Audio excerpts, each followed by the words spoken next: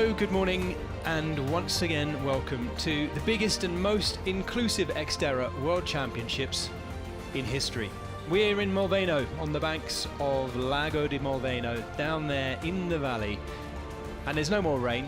The rain's gone completely. For the end of these massive World Championships this week, we are greeted with beautiful sunshine to warm the trails, the lake, and the run route of what's going to be 4 more big World Champions today, because we have Youth B boys and girls and the junior boys and girls, 2 big waves going off into the beautiful bluey green waters of Lago di Molveno. These are live pictures looking across the transition zone down to the left hand side there, and then through the start and finish line as well on the beach. What a glorious autumn afternoon in the Brenta Dolomites in Italy to be here to witness breaking new ground. Already this morning we've had the first ever Youth World Champions crowned in history, because it's the first time it's been done.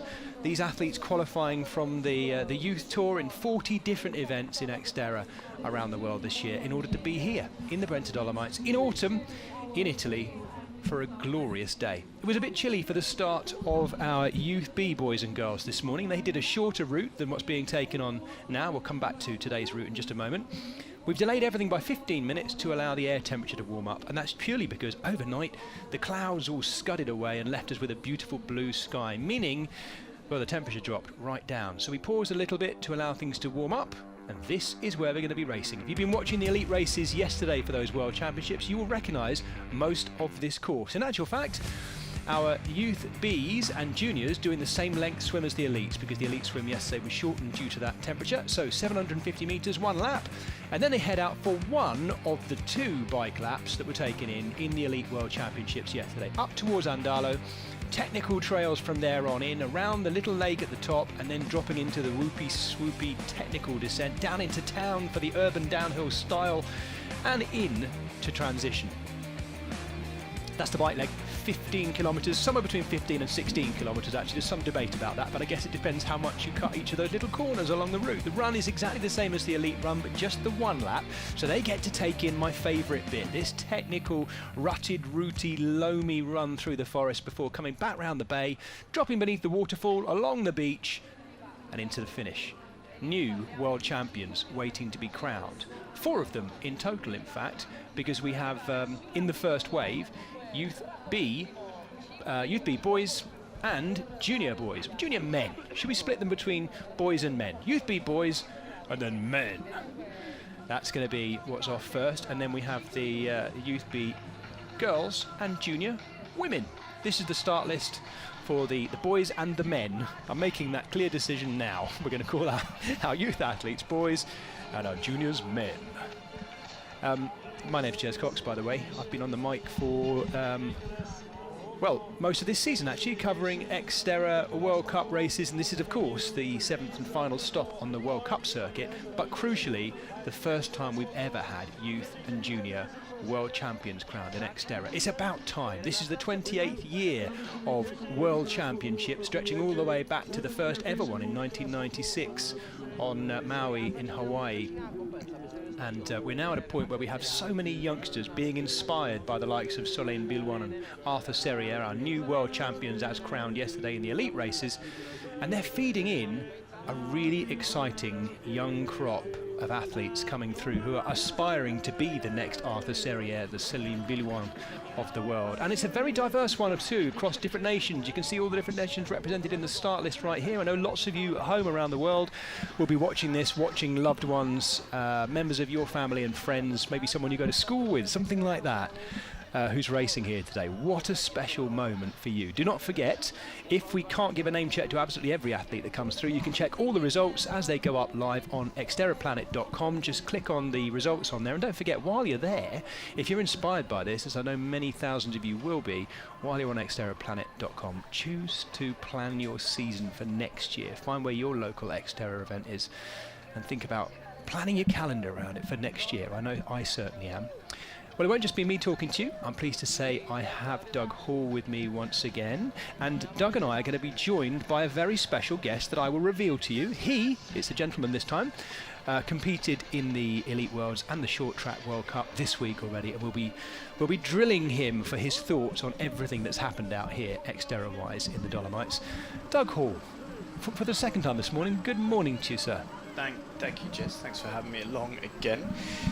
It's yeah, here we go again, another World Championships. This time we have, like I said, our Youth B and Junior athletes jumping in. We've got a mixture of orange and pink hats in there, but we will have 100 young men diving into the waters for their 750 metre swim. Fortunately, the air and water temperature is playing ball this morning, so this race is the totally unadjusted. So we have a proper yep. Full distance championship for these guys. Well, and notably, pretty much all of these 100 athletes were standing watching the elites competing yesterday, and also watching watching them do a 750 metre swim. So this is the same length as the elite championship yesterday. In the end, it should have been 1500, but due to the temperature having dropped with, thankfully, the drier, clearer skies, it means they're going to be doing the same length of swim as well. So one loop out and back, past the eagle, and into transition. The pink swim caps are being worn by the youth Bs, if I'm not mistaken. Is that right, Doug? I think the junior men are wearing orange. I think. I'm actually working it out. You have to forgive me, folks. It's been a long week of World Championship action out here. It will be interesting. We won't even able to see if maybe the logic book would expect that the juniors would be out in front and leading this race, but they are starting at the same time. So we're going to have races within races, but there also is going to be a race for the first person across the finish line. I'm not entirely convinced it's going to be a junior athlete. We have some amazing Youth B athletes. So, we have athletes in here who are anywhere between aged 16 and 19. Yeah. All competing over this sprint distance. And this is going to be an extremely competitive race. Like we said earlier in the Youth A category, there may be a future elite world champion in this field. Again, we'll find a bookies that can kind of take our bets for 2030 XTERRA World Championships, and the first fight of the day begins right now. Yeah, no, they were wanting to go to the far end. Doug, just talk us through, because I'm, as you know only too well, I'm a total non-swimmer really. What are they racing for? Where do they want to get to? Well, there's always a better line to that first buoy. You can see here it looks like there's a bit of a bun fight over on that left-hand side.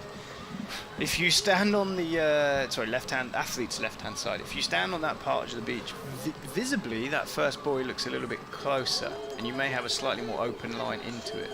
However, if you have to have a UFC fight on the way to that first buoy, we can in fact actually slow you down.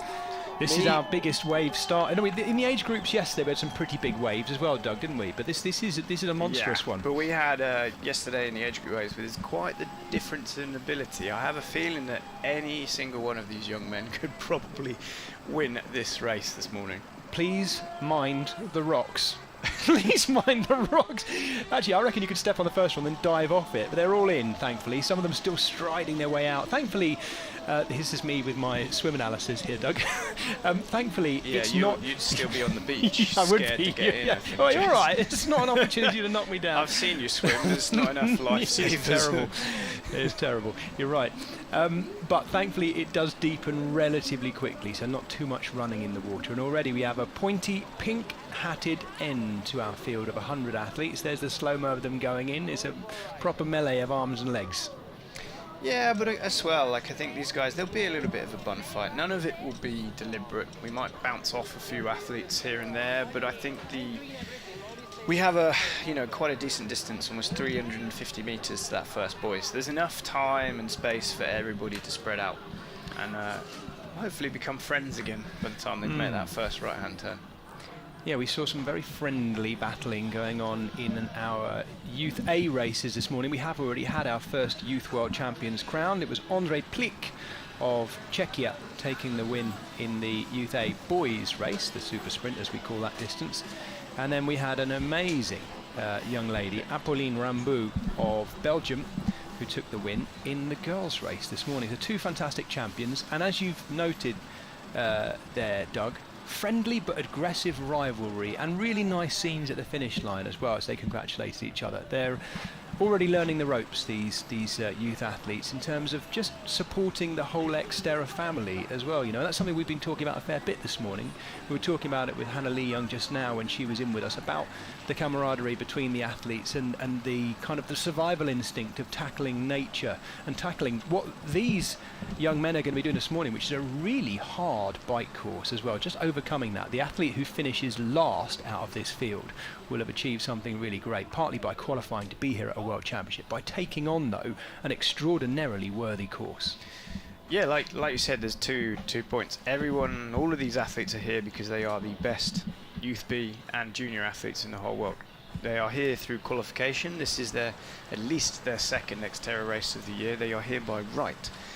And it is the XTERRA World Championship, so we have a World Championship worthy course. These athletes are taking on that same bike and run lap that our athletes did yesterday in the full distance, albeit half the distance. But for me, I don't think the distance is the most challenging part of it. Like I said, it's very slick, it's slippery, there's lots of roots and lots of rocks, and a very technical long downhill that caught more than one elite athlete out yesterday. So it will be interesting to see how they deal with the conditions. Our drone is tracking overhead here, not that they'll notice it, but we have 3 clear leaders at this stage, swimming on each other's feet to get to that first buoy. They'll go around that one, turn a right, and then swim to the next buoy before heading back inland again in this beautiful water. The colour this week, Doug, has been influenced always by the amount of sunlight we're getting, but it's always a lovely bluey green, isn't it? Lake Molveno has got quite some colour to it. Yeah, and it has a reputation for being the most cleanest lake in Italy. I'm not saying suddenly go and start taking drinks from it or bottling it, but no. You can see the fact that you can see the athletes' hands, you can see their feet through the water, and you can see just how clear and clean this lake is. Doug, it was actually recognised as the most beautiful lake in Italy, which is an official title, in the L'Ambiente and Italian Touring Club Guide, and it's won that title 7 years in a row. I'm not surprised, and I love the fact that you have that stat I do. ready to yes, go. I do. I've just spotted here, I think there is a truce or an agreement between these front 3 swimmers. If you look at how they are positioning themselves, they are in the fastest possible position, swimming on the feet, not on the hip, to slow each other down. We've just seen a change of lead at that first buoy as well. So whilst we can't identify these athletes, they are obviously sharing a common goal, and whether they've had a little word with each other before the start to agree on a strategy to push the pace from the beginning. Right, hold it, Doug, hold it a minute. I need you to explain the aquadynamics of that. So swimming on the hip would slow someone. I think I get it. It's not too dissimilar to aerodynamics. Yeah, exactly. So exactly the same as how you draft on a bike. You want to be on the feet of the athlete in front to be able to save as much energy as you can. The issue is you can sit on a hip. It is it's very useful for the swimmer trying to save energy, but it's very distracting, and there is some level of science that shows that it actually slows down by swimming in the bow wave, or not to mention interfering with the lead swimmer's stroke. So open water etiquette and swim. If you're a fast swimmer, you want to swim in a nice long straight line, and I wouldn't be surprised if we see the athlete on the front roll on their back and let the second position swimmer just take the lead, a little bit like you see in the Tour de France. The athletes share the work in this front group, but for me, the athlete who's benefiting the most is the young lad in the orange hat. Yes. He's been sat on the feet of these 3. Not only is he saving energy from obviously the front swimmer taking, he's getting dragged along by far more current than anybody else. Well, I'm going to keep an eye out for one of these young men, Doug, who I've been fed, and you and I have been fed some useful information from our crew beforehand, because he competed in the age group full distance World Championship race yesterday, and that is Antonios Dimitros Lafis from Greece. He finished the 20 to 24 division yesterday in the age group categories. He's obviously younger than that, but raced in an age group category yesterday, finished the race, and is now starting in today. Yeah, we have some stories about Lafis. He must be crazy. Lafis has raced XTERRA with us for the last 3 or 4 years, and he's been on a real world tour. Sounds like it. I'm not quite convinced how he managed to race as much as he has. I think maybe he, maybe just put a different age on his entry form, but he is one of these athletes that this youth championship has been designed for, given an opportunity to shine in their own right, rather than being thrown in with the the normal age group ranks in over the full distance. So yes, Lafis, I think he set his own personal challenge. He qualified outright for the full distance racing up an age category, but when he heard that there was a specific youth championships or junior championships over the sprint distance, he signed up for both, and he knew all the rules. He knew there was enough time between the 2 events. He came ready with his rule book, and he goes again today. So talking about getting value for your money. Absolutely. Absolutely. And good luck to him. He has had... Also, let's bear in mind, Doug, he's taken on 2 laps already of this bike course and should know it very well. Despite the fact they've all had plenty of opportunity to be riding the course during the week, some of these youth and junior athletes, bear in mind, they should keep my voice down. They should have been at school this week, some of them. So some of them have arrived a little bit later, maybe having ducked out of school for a PE lesson in the afternoon that took them all the way to here in Lake Molveno. Well, as somebody who didn't perhaps apply themselves that well at school. Don't talk about me like that. Oh, sorry. I'm talking about myself. Like I said, sometimes education is outside the classroom, and I think coming to a foreign country, organising your travel, your race entry, your equipment, your training, I think we can quite clearly show these guys are getting an experience that they simply wouldn't get in a maths lesson. No, you're right. Folks, if you haven't seen it, by the way, I'm sure most of you will be well used to the fantastic video content that we have on the YouTube channel here, and linked to through xterraplanet.com, of course. There's a fantastic video on there that's been uploaded about the British Goodman brothers. They're both in this race, and although split between the 2 different categories, and they talk in there about their build-up to the XTERRA World Championships. But they also, I thought, Doug, this was lovely, they also talk almost as if I'm literally reading the letter that their parents would have written to the school. The tourism guide. We are looking forward to experiencing the culture and learning something about the landscape and local flavour of a new area, so we can enrich ourselves in the education that holds. And as they said it to the camera, I think you're reading the letter that your parents wrote. That's formal speak for I can't wait to eat unlimited pizza. Yeah, and ride my bike and run all the day. Mountains. Fantastic. They're good lads, those 2. Go and watch the video. Don't watch it now because you can see them live on the screen in front of you, but particularly if they do well, which I think they might, it'd be a good chance to go back and watch it later on. We are already into transition in under 9 minutes, Jez. It's a quick swim, isn't it? That is absolutely flying. I'd still be wading in, hoping to keep my feet in contact with the ground. There we go. We watch them coming out and into transition. Talking of transitions, by the way, we've got our second guest of the day coming to join us in the commentary box as well. I'll introduce him to you in a little moment, but you'll be pleased to know it's not just Doug and I waffling on about things. We'll just watch the first athletes coming in as well. It is Leo Plamondon, or Plamondon, I suspect. That's a French-speaking Canadian. The Canadian first out, first into transition as well. I'll just run you through the names of the athletes who are coming in the junior men first, and I will track back and give you the names of the Youth we B. have a race within a race, so it's going to be a little bit tricky for myself and Jez just to keep track of it. But Doug, why don't I handle the junior men and you handle the youth Bs? How about that? Sounds like a plan. There you go. It's almost like we talked about this beforehand. So, junior men, Leo Plamondon of Canada first out. Riccardo Colombo of Italy, an Italian once again in second at the moment. And Jakob Hommler, the Czech athlete, in third. Doug, do you want to give us the top 3? Yeah, so for the top 3 for the Youth B athletes, we have Anthony Clayton from South Africa, Lucas White from the United States, Andrea Micheli from Italy. But those guys are all so close together. And I think, Jez, correct me if I'm wrong, but we actually, of those 3 early leaders in the swim, 2 of them were Youth B.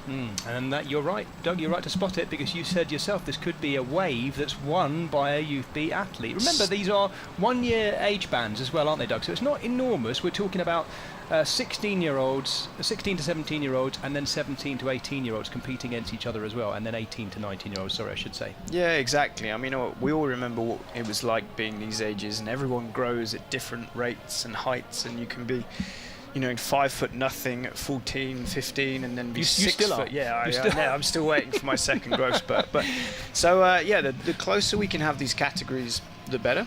But like you said, I think this is going to be a pretty even race between Youth B and Junior men. Now, I mentioned we've been joined by a special guest. We had Hannah Lee Young, the Australian elite, in with us earlier this morning. I'm pleased to say we're now joined by Germany's Scott Anderson. Hello, mate. Welcome to the commentary box. Hi. Thanks for having me. It's very much our pleasure. I asked Hannah the same thing. How are your legs feeling? How's the body feeling this morning?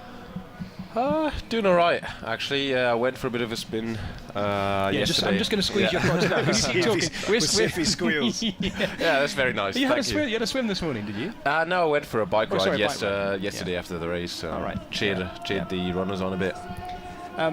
Let's deal with the result first. We're all about the experience at XTERRA, but let's get the result out of the way, shall we? 24th yesterday. How are you feeling about your performance in yesterday's World Championship? Yes, quite happy with the bike split. The swim and the run, not so much, but I had a bit of illness and stuff leading up to the race, so that was suboptimal. But yeah, overall, quite happy with the performance. And the balance between that and the short track, where were you happiest? Definitely on the short track. I usually enjoy the shorter stuff a bit more. Yeah, and they're two completely different courses, aren't they? I mean, the short track course couldn't be more different from what you're doing up in the Dolomites as well, where you've got the rocks and the roots and the steep drops and stuff. But you like those punchy, grassy climbs in the short track, did you? Yeah, absolutely. It's super intense, and it's also just that there are so many spectators. There's something happening everywhere on the course. It's just very. It's very nice to ride, and even the long distance course is quite different from any other race you find on the circuit, so I do enjoy coming here quite a lot.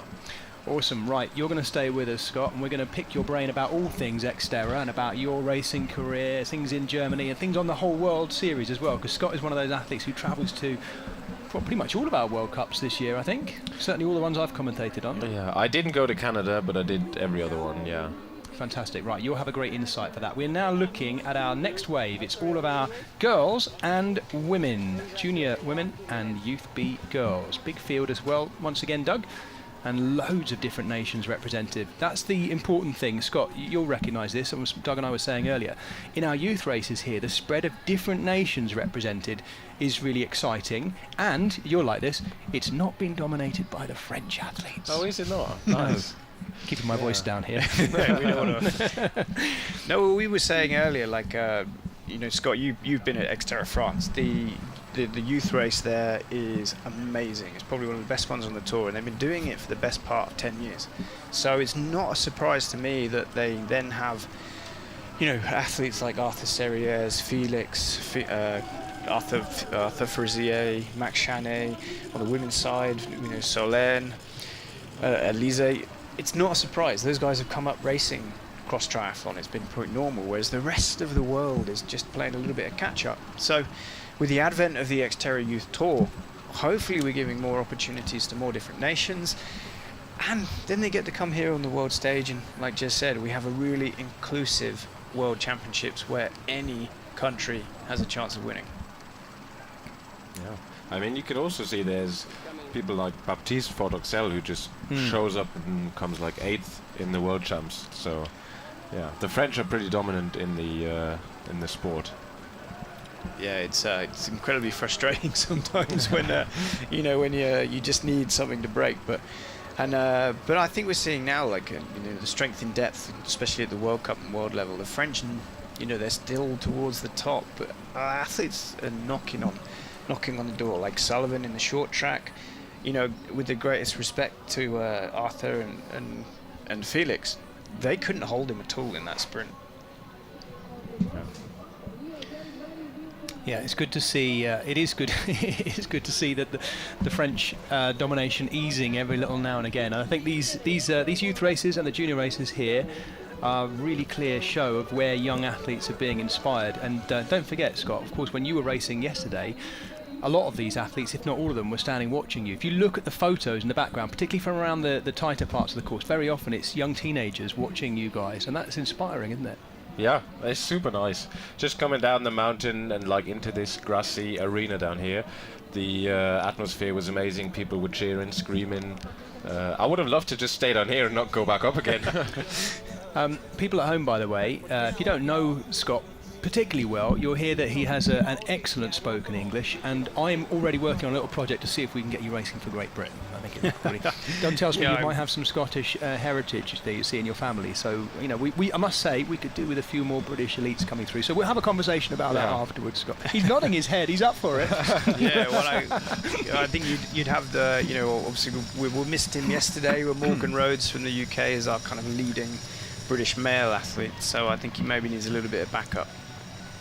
If you can handle standing next to him for so long, he's quite a character. You'll notice Scott's being very careful. He's actually saying nothing at the moment. But do you know what I'm going to say? Do you know what I'm going to say? Good afternoon, because it's 1 minute past 12. We've just entered the final afternoon of the final day of competition at the World Championships. We are in our drone. We're not in the drone. We're watching pictures from the drone that is tracking over the heads of our leading women and girls. And we've got a green swim cap in the lead, which we believe means we have a Youth B girl leading these junior women. I think we've worked that one out by now. So we've seen the water temperature this morning is 14.3, if I'm not right. But so Scott, what was going through your head, or what preparations were you doing just before the start to prepare for jumping into such cold water? I do like to get in a bit early because it does hurt on your, like, the exposed parts of your skin. But other than that, it's just, you know, jump in, get on with it, and as soon as the race kind of gets going, you just don't really think about it that much more. So no special equipment tricks, nothing. I did use neoprene gloves, actually. Yeah, the Dutch Federation coach went and bought a lot of them the day before the race. So he made a bit of money. Yeah. No, Scott, I love that, because we were having this conversation with Hannah earlier, and actually we were talking about the camaraderie between the elite athletes and between their coaches and their support teams as well. I think in quite a lot of road triathlon and other sports as well, you wouldn't get the coach of another nation helping you out like that. But XTERRA is different, isn't it? Absolutely. And not even just before or on the race course. I mean, if you've been to the after party yesterday, you saw a lot of different athletes, you know, partying together, having a good time. I think that's just all about the XTERRA spirit, really. We're on board here with our camera e-bike, and we're following Anthony Clayton from South Africa, I think, by the looks of it. Doug? Yeah, and followed up just in shot now, we've got Lucas Wright from the United States. So they said, although I cannot see Anthony in that shot, so this must mean that Anthony Clayton's been listening to what Conrad Stoltz has to say over there, and the South African style of grip it and rip it that Conrad made famous for so many years has obviously been transferred to his little youth crew that he sent over here. This is, well, Scott, you can tell us about this, but this is the very, very, very long, seemingly endless, long, draggy climb that takes us all about almost to Andalo to start the descent once you've gone around the edge of the lake. It's a long old climb. Hannah mentioned earlier that when she was on this climb, I think the second time yesterday, when she was competing in the elite women's race, she had the thought going through her mind, what am I doing here? Why am I doing this? Did you have that at all yesterday, or was it always just full-on concentration? In some parts of the race I was thinking that, but the thing about the climb is like super steep in the beginning, and then it eases off into like a plateau, so I was thinking kind of just work up the climb and then get into the flat bit, recover a bit. It was more the run that I was thinking, why am I doing this? Yeah, the technical part of the run as well. You guys had to do it twice, of course. These athletes here are doing the same run, but just doing the one lap. At least for this lot, they're going to get into those tough, very steep uphills in the technical run, and they know every step they're taking is the last time they'll go up that. But you've got that thought of, oh no, I've got to do this again. That's hard. Isn't it? Yeah, it is. But you know that beforehand, so you gotta pace yourself, and then, you know. This is Lucas Wright on a lovely sort of purpley blue Santa Cruz, like the vast majority of the athletes in here opting for a full suspension bike. I'm presuming you were on a full suspension bike yesterday. What were you riding? Feel free to give it a plug, Scott. I was riding an Obeya, Yeah, I think a full suspension bike, especially in the later part of the climb where you have all the roots and the slippy rocks, is quite an advantage. Yeah, absolutely. Yeah, it's one of those things we don't often talk about. We often think about the full suspension bikes as being really useful for the downhill, but as you say, it's particularly useful for gaining traction on the uphill when you're going over those roots and things. Yeah, right? yeah. Like a full suspension can be faster uphill, regardless of the weight. Absolutely. Yeah. Yeah, I think it's also quite important to say, obviously as an elite athlete, you're looking for every single performance gain that you can kind of get, so that you start doing that weight versus comfort and grip. But I think just bringing it back to the youth content, I think it's important for these guys to know, I think the difference is almost less. Like I said, when you're on the sprint distance, you're young, you're not worried about a bad back. But also I think as well, like the access points for these guys, I think a hardtail, for your first mountain bike is a perfect start to kind of hone your skills. You've not got to worry about so much money in terms of maintenance and buying the thing in the first place. So, yeah, I think it's the fact that you can kind of run what you brung and you can get around this course on pretty much any bike, I think is a really, really cool thing. We've seen all shapes and sizes down there in transition this morning. So it'll be interesting to see if it's a similar style to the to the elite race. If an athlete's on a full suspension or a hardtail. I know Arthur won on a hardtail yesterday. Solen was on a full suspension. So the jury's out as to what is the best bike for this bike course. Yeah. You could just able to see the juniors pushing up the last bit of the climb before it goes in a slight downhill. Yeah. I'd have thought getting pressures right. I know we're getting a bit technical here, but one of the things that struck me about the bike course is that you can really fly up that. It's a very light, gravelly trail, that. And a bit of harder pressure would probably help you rip along it a bit quicker, but then once you get into that downhill, you've got some actual muddy, really slippy bits on this bike course too. Did you think you got the pressure right, tyre pressure, yesterday or not? Yeah, I think so. I was pretty low. I had 0.1 and in the front and 0.2 in the back. So but it's a very complicated topic because it depends on the width of the tires that you're riding, etc. Your body weight. We say it's like asking which is your favourite child. Yeah. There's no right answer. Right, we're going back to the swim in the girls and women.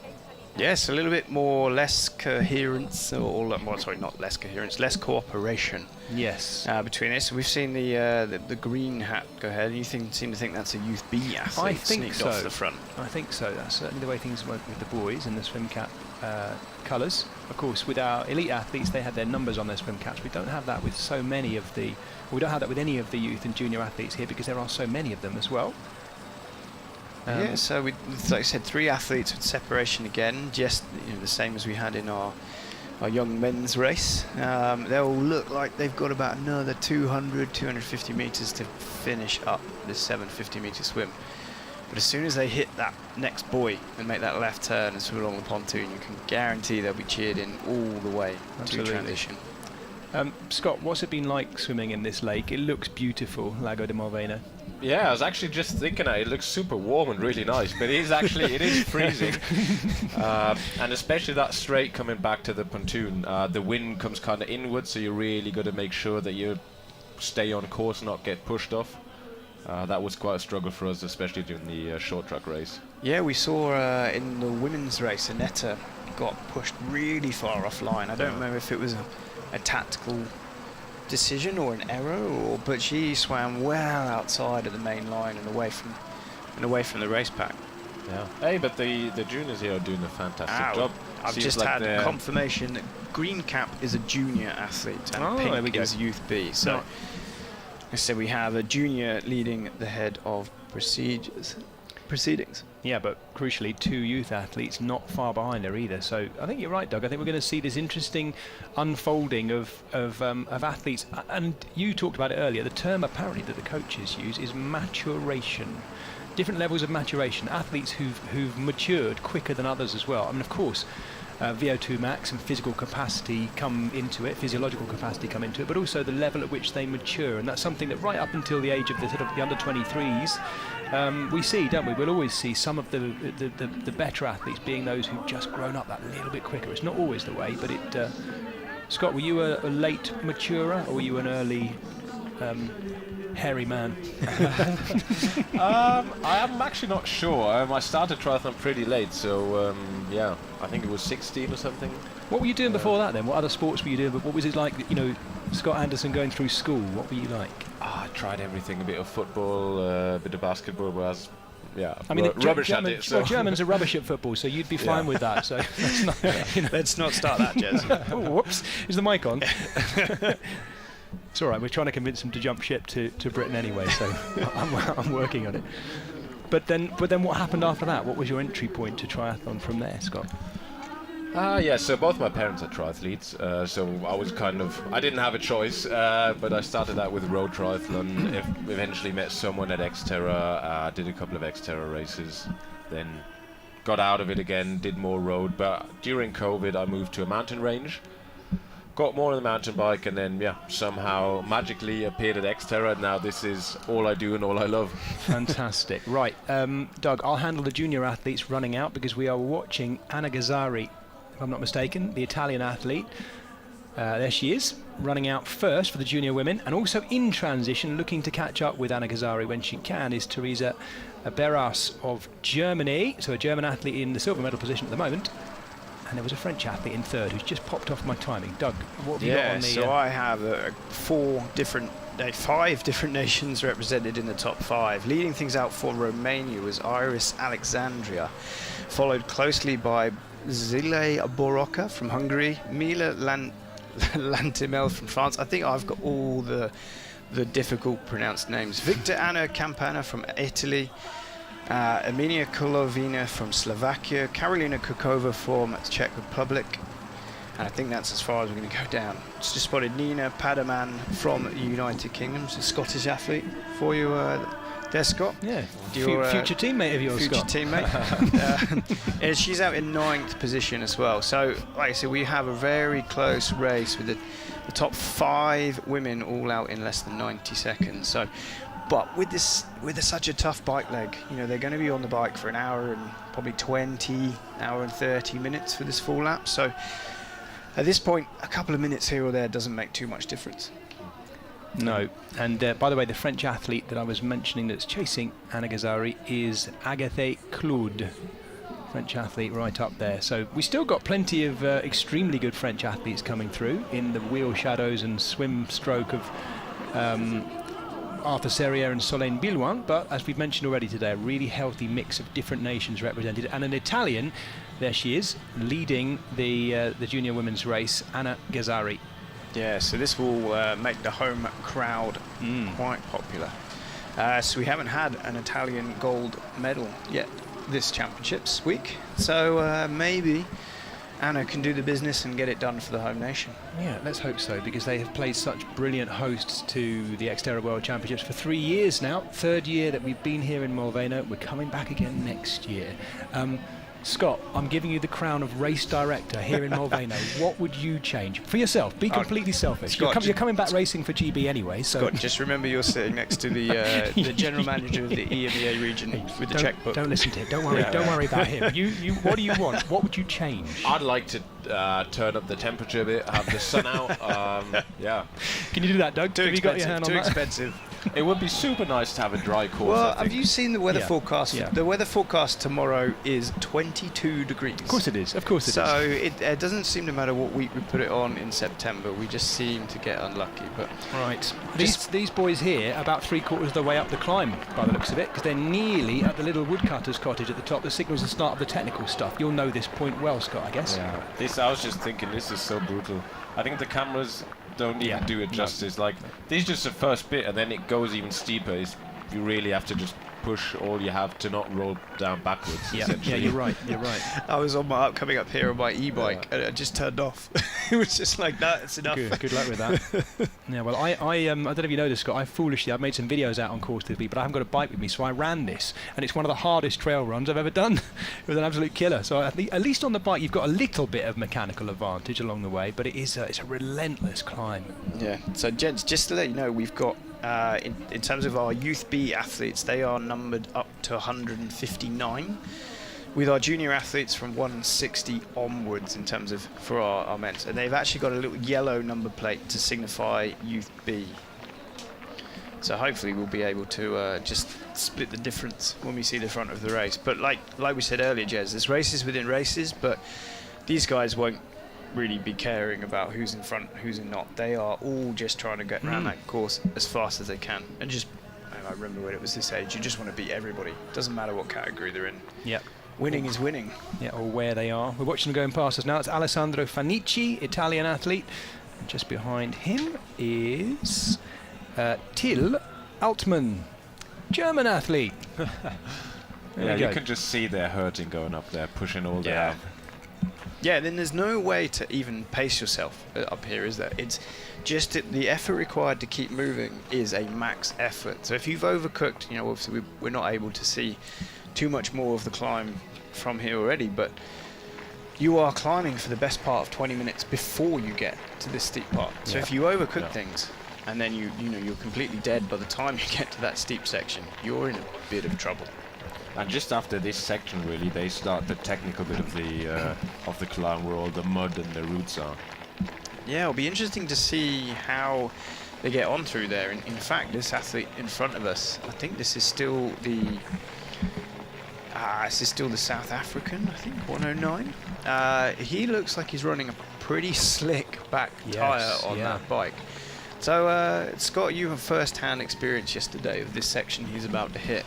Did you manage to stay on your bike? Yeah, I did actually. I slipped a couple of times on the uphill, but for most of it. Perfect. So we're seeing Anna from Italy at the front of the race, Anna Gazzari there, working her way around the edge of the lake. Yeah, she's riding clockwise around the edge of Lago di Bior, which is the tiny kind of it's really part of the same lake, but it has a kind of net across it, so they've given it a different name, that section of the lake. It's a very fast part of the course. She now starts the climb up to the road.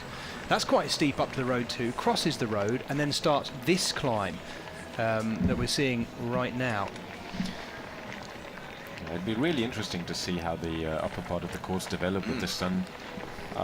This morning and yesterday evening, it might have dried out a bit. Yeah, so Anthony Clayton here from South Africa is just about to start. If you were stood next to the trail, what advice would you give him right now? Try not overcook it, concentrate. Try not to slip, stay upright. I think that's the fastest way to get up. Try not to slip. So what would he be doing in order to try not to slip?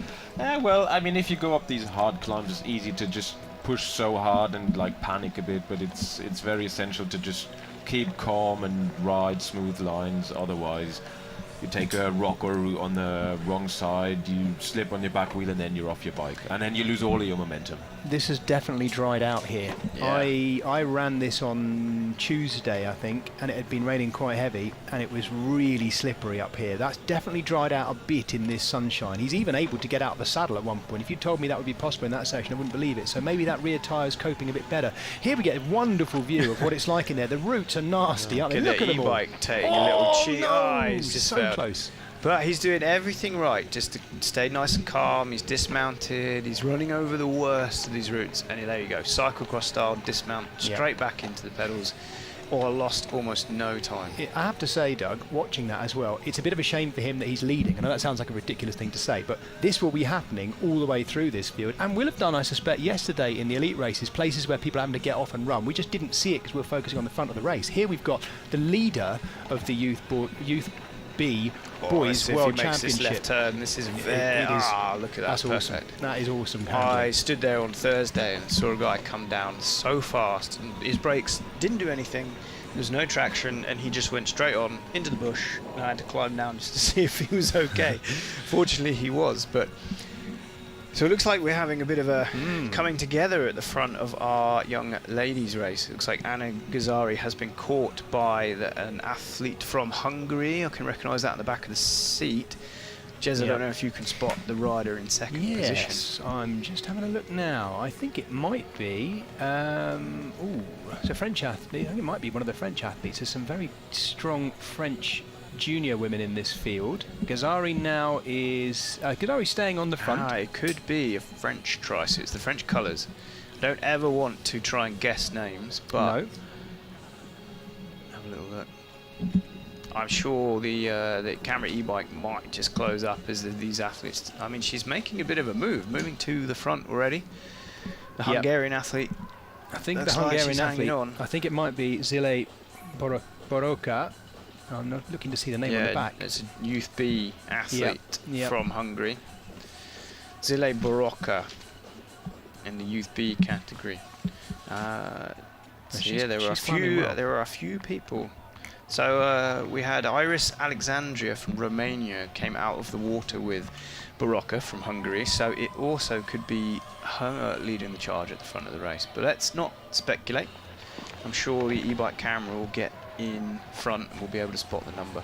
Yeah, I mean, folks at home, if you're wondering why we're struggling a little bit to pick out where everyone is, it's partly they all have GPS trackers on them. They have chip timing as well. Our leader in the Youth B Boys race once again having to dismount to get over that section there. So maybe we are seeing the tyre choice now that we've seen him dismount twice. Could be an issue, Doug. You notice it was quite slick at the back, and that will fill up. Those little lugs will be full of slick mud now, won't they? Yeah, it's in as well. It's often. I mean, like I said, Clayton here will be having the opportunity to choose his own lines. For that chase group that's behind, they're often, you know, if you have someone fall off or, you know, make a mistake in front of you and there's nowhere for you to go, you're riding straight back into the wheels and you have to stop as well. But you can see, like I said, Scott, it's still really slick. It's almost like it looks like peanut butter between the roots there. I think you have to say that Clayton's doing a really good job, because even with the e-bike behind you with the camera, that puts an extra bit of pressure on. So you really want to give it all you got. So Yeah, I I think he's doing guess a great for job. these guys, they've never had that sort of exposure to media coverage like this. I mean, without wanting to become too big-headed and blow XTERRA's horn here, Do it, Doug. Do it. Okay. You know, I know. You know, other triathlon brands, they do a fairly good job with some of their youth things. But as far as I am aware, this is the first time we've done a full live broadcast of a specific youth world championships for Youth A, Youth B, and Junior. So this will be the first time any of these young guys would have had a camera thrown in front of their faces and expecting to perform in front of it. Yep. It's a fantastic opportunity, and certainly some experience will come back of it, and it will start to become normal, and they maybe don't stress too much about the camera in the future. But what an opportunity for these the best young XTERRA athletes in the world to be able to show off how good they are to everybody. Scott, what did it do? I mean, you've competed in World Cups and World Championships before, but when you come to a World Championship like this week, what does it do to you as an athlete? How does it affect you in terms of getting good sleep and just in terms of how you feel? Is it any different, or are you good at maintaining? It's not that different to any other World Cup race. There is a little bit more pressure or a little bit more nervousness because it's the World Champs, but yeah, I mean, you want to perform well at every race, so... So, like, it is Mila Lantamelli from France who is pushing on at the front of this bike race. Thank you, Doug. Well done. I just spied the number there, number 223. Yep. So, like I said, she is also a Youth B athlete. So it looks like our Youth B athletes are taking into the junior athletes, and that I was not suspecting. So Anna Gazzari here is leading the junior women's race. So currently on the trails in 4th position and doing a great job of getting up this climb. This particular climb, Scott, you'll be able to back me up here. It doesn't look steep on camera, but you've just gone flat out of transition. You've done the flat bit, you're feeling good, and then you hit this first steep gradient without really getting to a rhythm. It can really mess with your morale. You kind of come to an almost a complete stop and having to use your easiest gear. You can just see here, Anna's just going into the woods there in like a downhill part, and the uphill's just like a few hundred meters, but it's super rough. There's big rocks. You got to choose your line, and it's super steep. So, yeah, that's just one last push, and then you can kind of recover. So I've just received a message from my friend and colleague Nico Lebrun, and he's just sent me a message to say Mila from France is actually from Digne-les-Bains, which is Nico Lebrun's hometown. So, and believe it or not, I think Nico Lebrun paid for Mila's entry out of his own pocket to support sport from Nico's local region. I know Nico has in fact has a room in the local leisure centre named after him in honour. So Nico Lebrun is leaving a legacy all over XTERRA sport in France, and now particularly in the youth aspect. I hope he hasn't taught her too many skills, because like said Jez, it's nice to not see the French dominating, but I have a feeling if Nico's got anything to do with it, then Mila will be working her way towards the front and dominating. Nico Lebrun, the 2005 world champion, and looking fit as ever out here as well, Doug. I saw him ripping past on a bike earlier, having gone out and checked out the bike course for the youth A's himself earlier, so always on the move, and a man who I think it's safe to say is fully in love with XTERRA, not just cross triathlon but XTERRA and the world tour specifically as well. A man who does an awful lot for the sport, one of those people that we all have to be very thankful for as well. There we go. So our men are reaching that first aid station. So we may, I was going to say the e-bike is sitting there. So I think the gap is being closed down. The e-bikes are under instruction to not interfere with the race. So if there is a catch at the front being made, they will move across. So there we go. We can still see the South African athlete, Anthony Clayton, is riding well, but you can just see in the background there is athlete. So actually he's just going past the aid station. We've already seen one athlete go past. So it seems to me there is a change at the overall front of the race. So we need to nail down if it's a junior or a youth B athlete, but it looks like the South African has not got it all his own way. Nathan Chase there from Namibia, just going through, number 1, 2, 3 from Italy. Yeah, so we've got youth B and juniors all mixed up here together, which is interesting because it's going to make the finish fascinating as well, Doug, as we stay on top of these categories. In a way, we can kind of treat it as a wave. They all start together and they race within the wave. But don't forget, there are 2 world champions being created in here, and this is Marek of the Czech Republic, or Czechia as it's now known.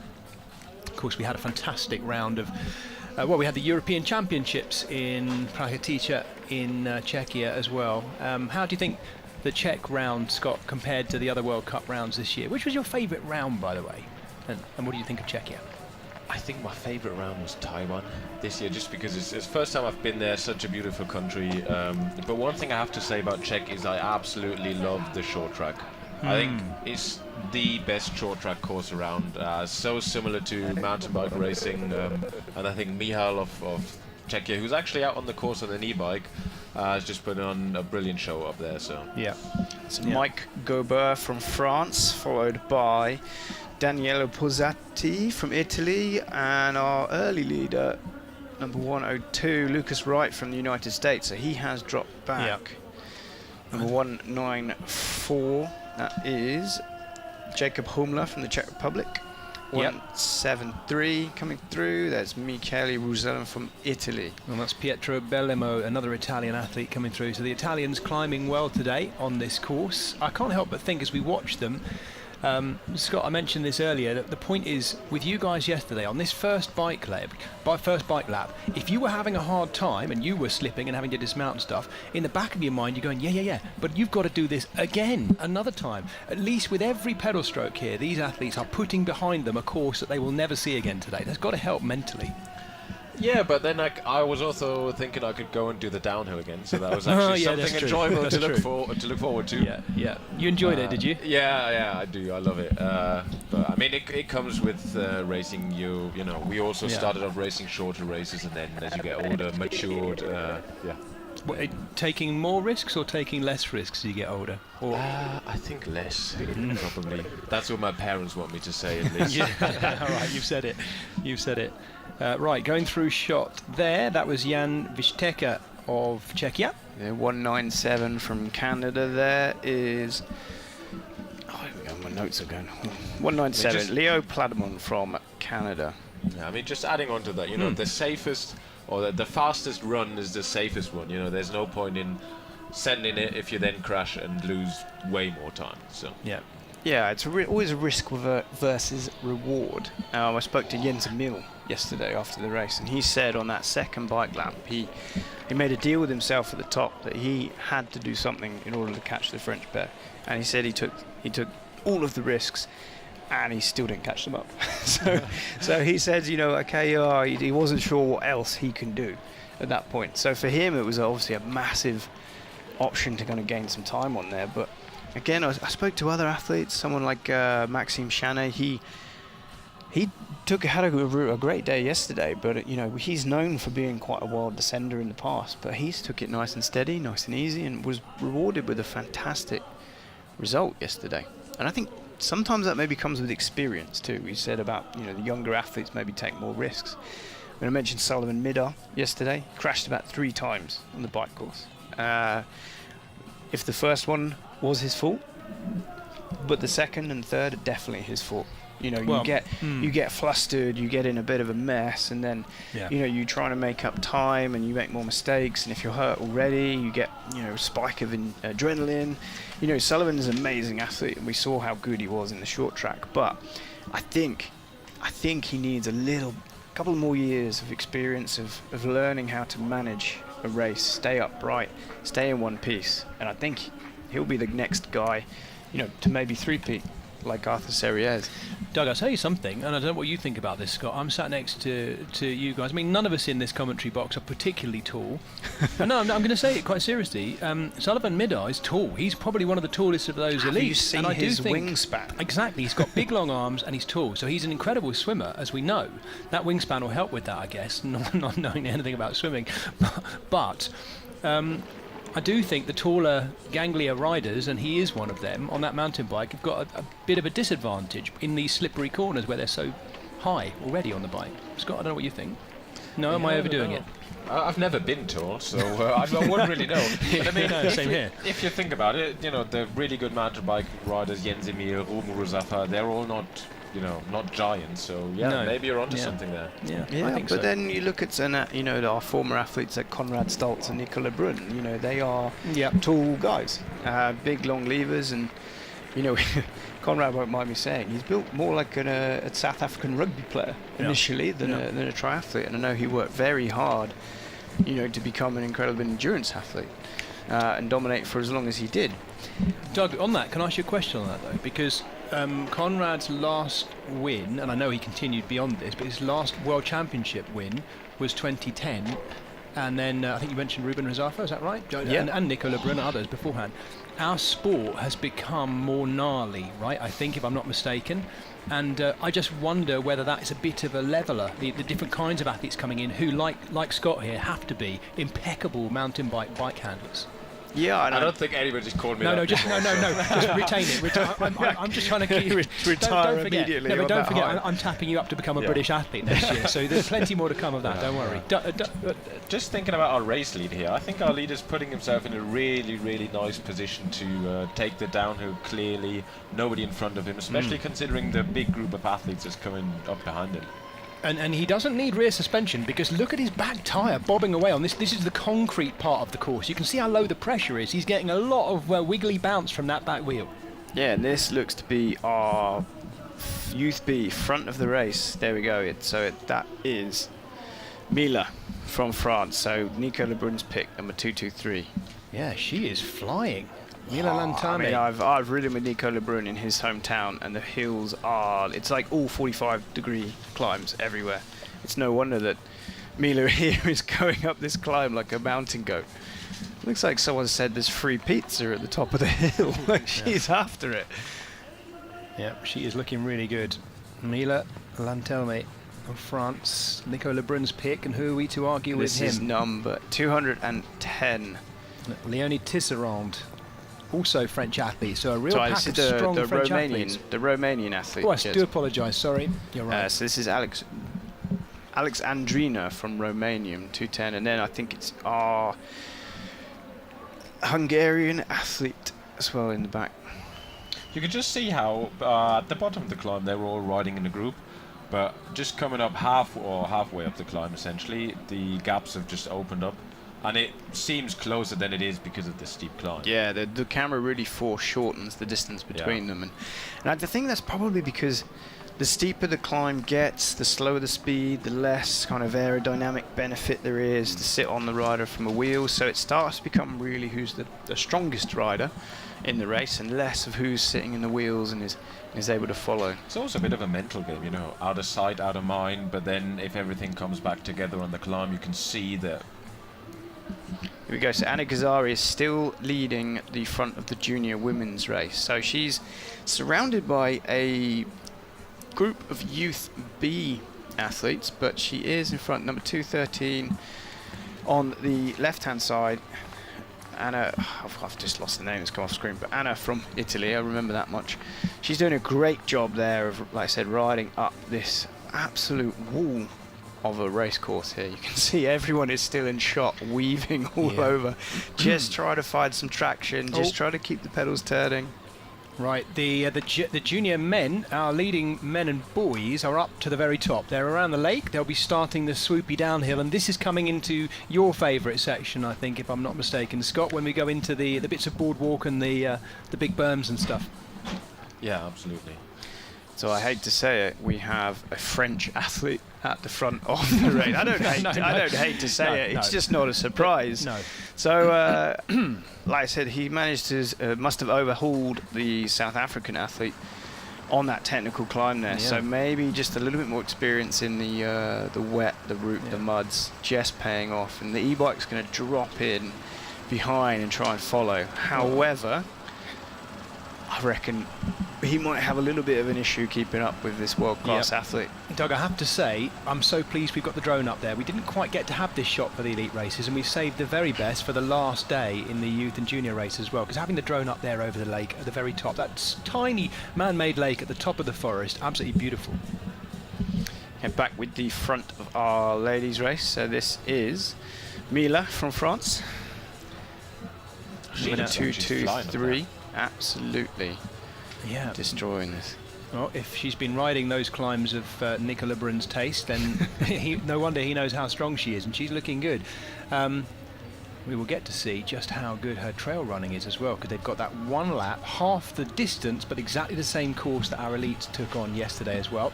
Back to the top of the course, back to the lake at the top before the descent starts. So I think this may be our... No, I'm not going to call it. I can't see the number. I tried to do this yesterday, Doug. It's tricky. You don't want to ever get someone's name wrong, but working our way around there, like it's still full of riding. You can see we're all on top of the pedals, nice high cadence. We're still attacking this flat section of the bike, so we are still full of riding. Of course, without knowing exactly who it is, it's very difficult to track them throughout the race. The way they were riding there, I wouldn't be surprised if they've come from some way back in the swim. To then ride through, so we might still see a catch towards the bottom of the bike course. We watched her avoid there the slatted berm. Scott, I'm suspecting you were right up on that bad boy and ripping around it, were you? Were you looking forward to that? Yeah, you can ride that up pretty high. But it seems like the young athletes are trying to play it safe on the downhill. Very sensible. Yeah, so the front of the Youth B race has just made it to the halfway point of the downhill. So out of the bike park style section, and it starts getting into quite the gnarly, rough, routine, natural section. Personally, my favourite bit. I don't like jumps and berms. I'm not very good at them. I'm too old and I've got a mortgage to pay now. So I like the really slow speed, fiddly, technical section. I agree with you, Doug.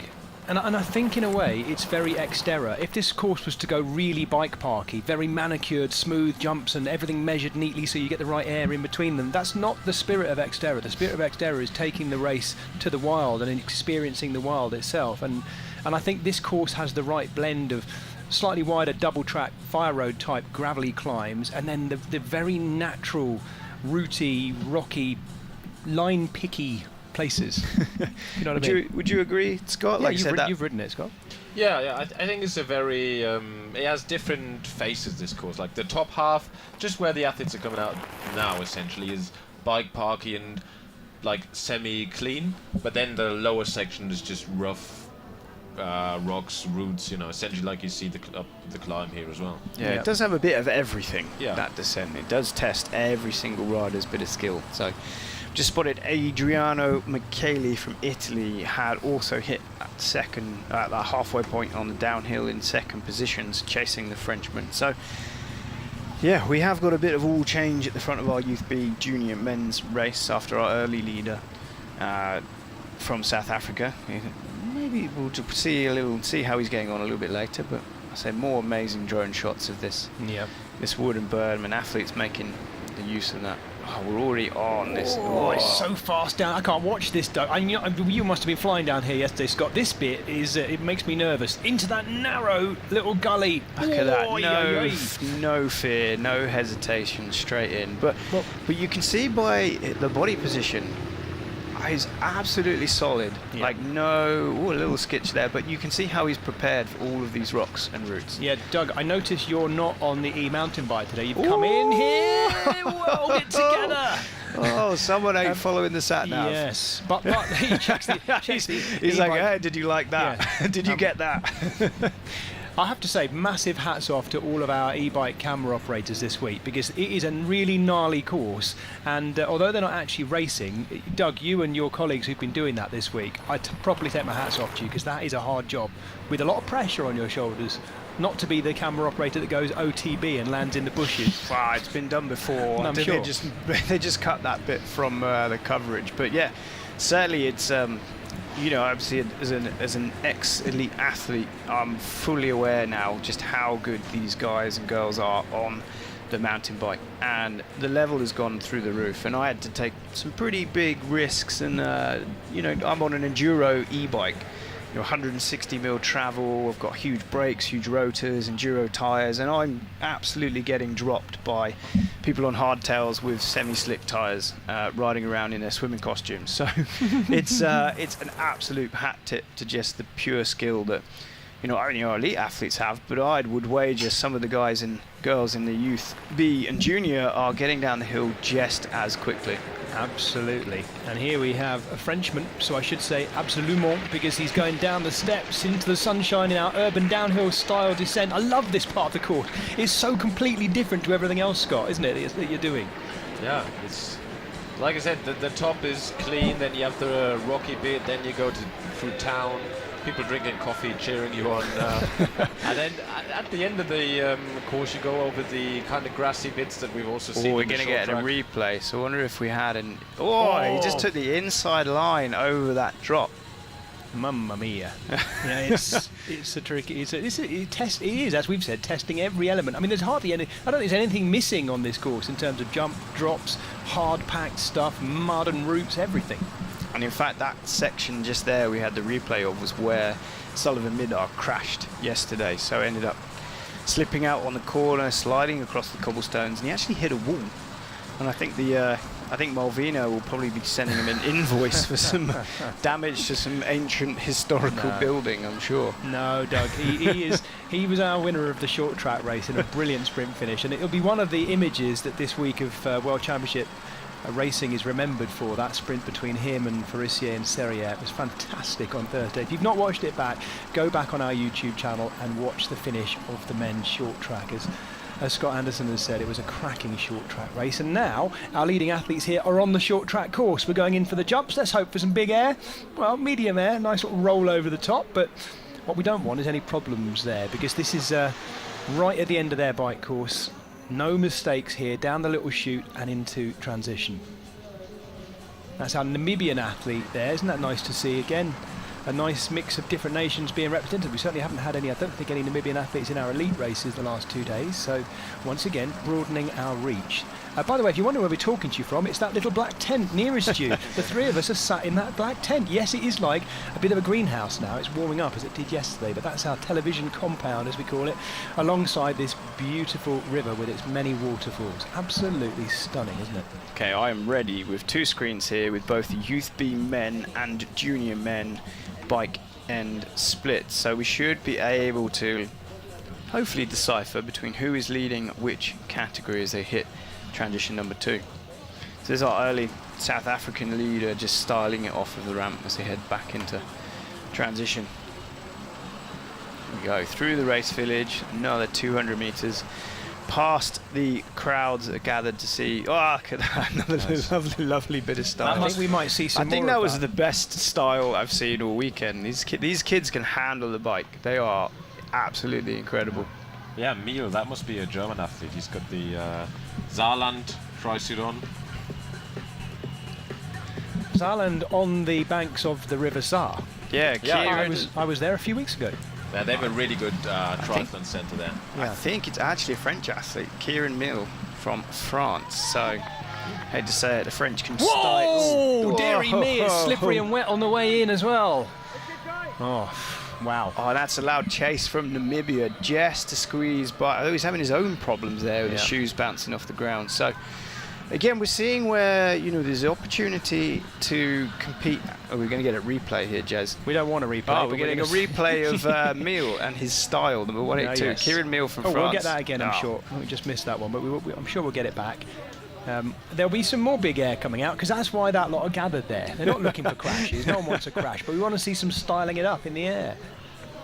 Yeah, so you can see here, like I said, these guys have not got so many opportunities so far in their short careers to race on such a stage like this. So, here we're getting a replay of the incident. So, he's actually gone over the dismount line there. So he will probably incur a penalty to dismount it afterwards. So, to continue my point, this is the first time on a stage such as big as this, with all these distractions, the media. It is something that they... Like I said, it's something else to think about, and mistakes can happen. So Antoine Morceau, that was the Frenchman on his backside, So but as Doug has mentioned, definitely riding the bike across the line. Yeah, so our top 3 penalties notwithstanding are actually all Youth B men. So first off the bike was Antoine Massoud from France, as expected. A few seconds later was Nathan Chase from Namibia, who is now taking the lead after that mistake, dismounting into transition from Antoine. And Anthony Clayton from South Africa is into transition force. And Kieran Mill is leading, not only is he stylish over the jump, he is leading the junior men's races. He's in just after Anthony Clayton. This is Antoine Morceau now running out up the steps, kind of hoping for his sake that he doesn't get a penalty, but that's certainly the way it looked to us. We'll see what happens. So the process, Jez, if you receive a penalty in this race for a violation, your race number will be put onto the penalty box. So they'll write your race number up there, and these guys will need to serve a 10-second time penalty. He needs to be very careful that he does not run past the box without serving his penalty, because he may risk a disqualification. Hopefully, it will be a very harsh lesson for him, but I think Chase... Are we allowed to make really bad puns? Oh, you feel for it. Go for it. So Youth B men here. And I know exactly what you're going to say. You use it, or we will. I was going to say Antoine and Kerry, and they literally are on the chase. So there you go. They are. Do you have a future in commentary? But it almost looked like Chase here couldn't believe he had found himself in the lead. He was looking over his shoulder, a little bit of disbelief. So there's Namibia leading the front of the Youth B Men's World Championships. And he's going strong, like running up that hill as well is super steep. If you can do that, then you have something left in the tank. Nathan Chase of Namibia. There we go. There we go. So let's reel through the list of the top 10 Youth Bs into transition. So we obviously had Anthony Clayton in South Africa in 3rd position, followed by Adriano Micheli from Italy. Finley Goodman, we talked about them earlier, in 5th place. Jakub Marek from the Czech Republic, Mike Gobar from France, Pietro Biliamo from Italy, and Daniele Pisani also from Italy, and Lucas Wright, our early leader after the swim, in 10th place. And we have a few more athletes in the junior category hitting T2. Kieran Mill, we saw on screen from France, leaded that race in. Jean-Pierre Duplessis from South Africa in 2nd position. Chad Walsh from Canada. Nicolas Bilemio from Italy. I wonder if they are related to 8th place position Pietro Bilemio in the Youth B.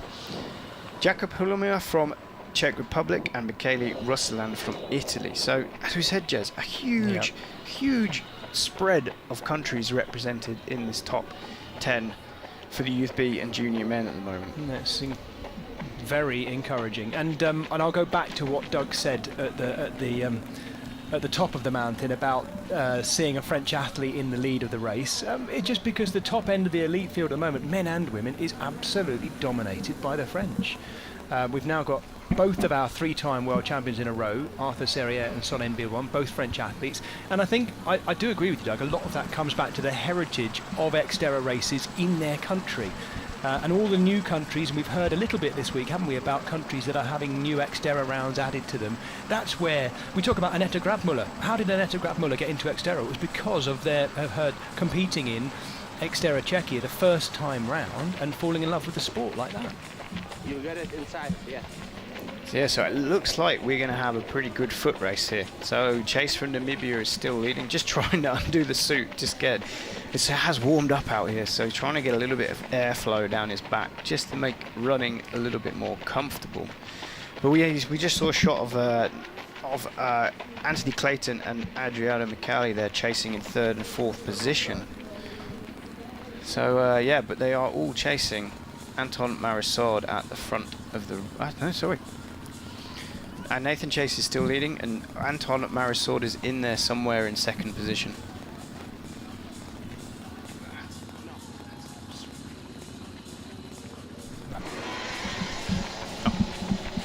Sorry, Doug, go on. Anthony Clayton looks to be full of running right now.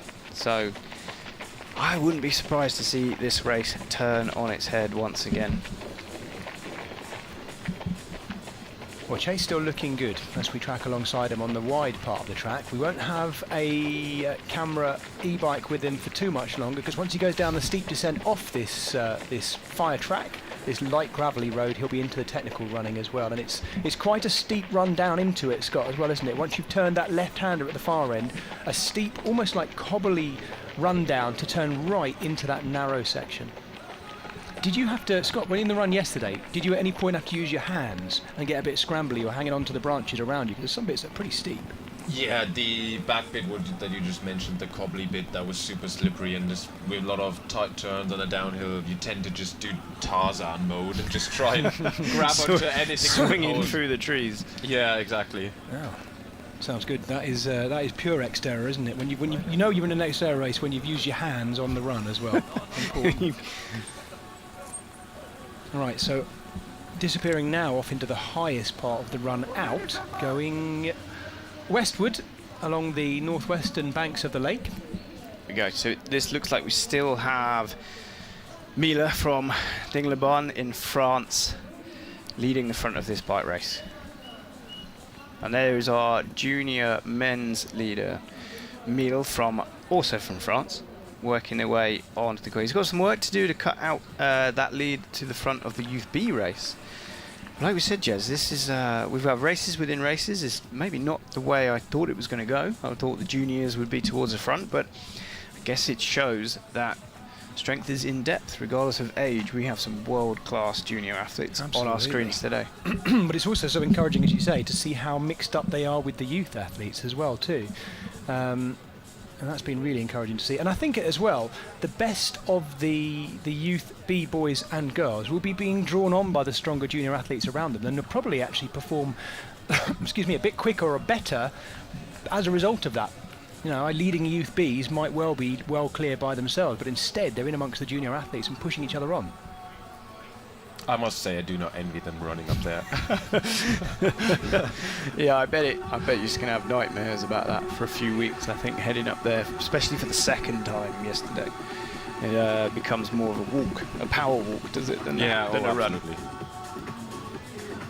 So, I was going to say, Scott, I know, you know, you've had some success as an elite athlete. You know, coming in top 10s, top 5s, what sort of advice would you give these athletes as, you know, they've done their world championship race here, the biggest race of the year, and as they head into the off-season to kind of prep for 2025, what would sort of be your advice after having done a few seasons in XTERRA at the highest level? What should they focus on? Oh, that's a good question. I'm asking that myself every year. No, I'd say maybe take a good off season to recover a bit if the season's been long, and then just consistency is key, I guess. Keep on the mountain bike, keep training, figure out all the key things, nutrition, etc., and just go race, have fun. Yeah, I think a lot of these athletes, it's everything is an opportunity to learn, I think, isn't it? Become a bit of a sponge and absorb as much information you can about training, racing, technique. I mean, these guys are so young, they've got so many years ahead of them to learn. Absolutely. What it takes to be and not just an elite athlete, but a good XTERRA athlete. Yeah, absolutely. I mean, if you look at the first edition of Molveno, you saw people like Jens Emil and Romo Rosafa riding hardtails, and then the year on they switched. So you can see even at that level, there's a learning process going on all the time. So we say our e-bike is having some issues, but Mila from France having no such problem getting up that steep climb. So there we can see how good a rider she is. The e-bike is getting stuck and bogged down. Just watched Alessandro Fanici going through. Next of our Italian athletes running towards us right now. So they're all running a little bit speedy, with the race number is obviously tucked on the back. So we're going to struggle to pick out too many athletes on here. It was number 173 on Michele there. Russalen just run past us. We're back with Chase of Namibia. He's managed to get the back of his tri-suit undone to get a little bit of extra air in. And Doug, that's one of those rules that we have to stick by with these races. I think you're allowed to unzip the back, but you're not allowed to unzip anything at the front, maintaining a nice clean look to the athlete as they run towards you. Yeah, it's been one of those, I would almost call it a newly introduced rule. It's been in place for 2 or 3 years. So a lot of these youngsters, the youth A, B, and junior, they've never known a race where you could run with the front of your shirt wide open and displaying all for sundry. So these guys, they don't have so many problems. Some of our elite athletes have a problem remembering now and again, just to make sure to stay decent when they're running. So and we can see here the new generation seem to be favouring the ITU style suit with a rear zip. And the beauty of a rear zip suit is you can't undo the front of the zipping and get yourself a penalty. So yeah, it's we want our sport to look neat and tidy and give a really good impression of how we conduct ourselves around the public and I guess the wider media. So neat and tidy is the way forward. Well, it's the same with kit, it's the same with transition. I think if you're a neat and tidy athlete, you're organised and everything's in order, then your bike is probably in good working order, you've checked everything over. It's not a bad way to be as an athlete as in life, I guess. Yeah, neat and tidy. I always find everything's tidy, you generally know where it is. That's the main thing. Yeah, absolutely. Well, we've just watched Nathan Chase be the first athlete to head into the technical part of this final 5-kilometre run. We'll miss him in there for a little bit because it's so wild and natural in there that we didn't really want to get in there and mash it all up with e-bikes and what have you either. It's a really natural up and down run. I know you'd enjoy it, Doug. I was going to say, I don't think you can ride a bike through there. Like Scott said, there's sections where you are just trying to slow yourself down using trees and branches, and there's a very, very narrow section alongside the river. So I think if anybody went down there on an e-bike, I think they might find themselves having the second swim of the day. Oh, what a shot. Look at that. Beautiful. Do you know what, guys? We've just seen something that I think is really important for a lot of these young athletes, particularly those of them that don't live in mountainous terrain, of which there'll be many in here, of course. We'll see it here, it's accepting walking in races. And some athletes, if they're not used to it, find that quite hard because your brain starts to go, you're not even racing anymore, you're walking. But actually learning to walk in a race is an important part of mountain racing, isn't it, Scott? Yeah, absolutely. On that, you can't see it from down where the camera was, but on that climb you have bits that are very steep and then they become a bit less steep. And I think if you get the ratio of walking and then just running the less steep bits right, then that's the fastest way to go. Yeah, it's about kind of managing your effort, really.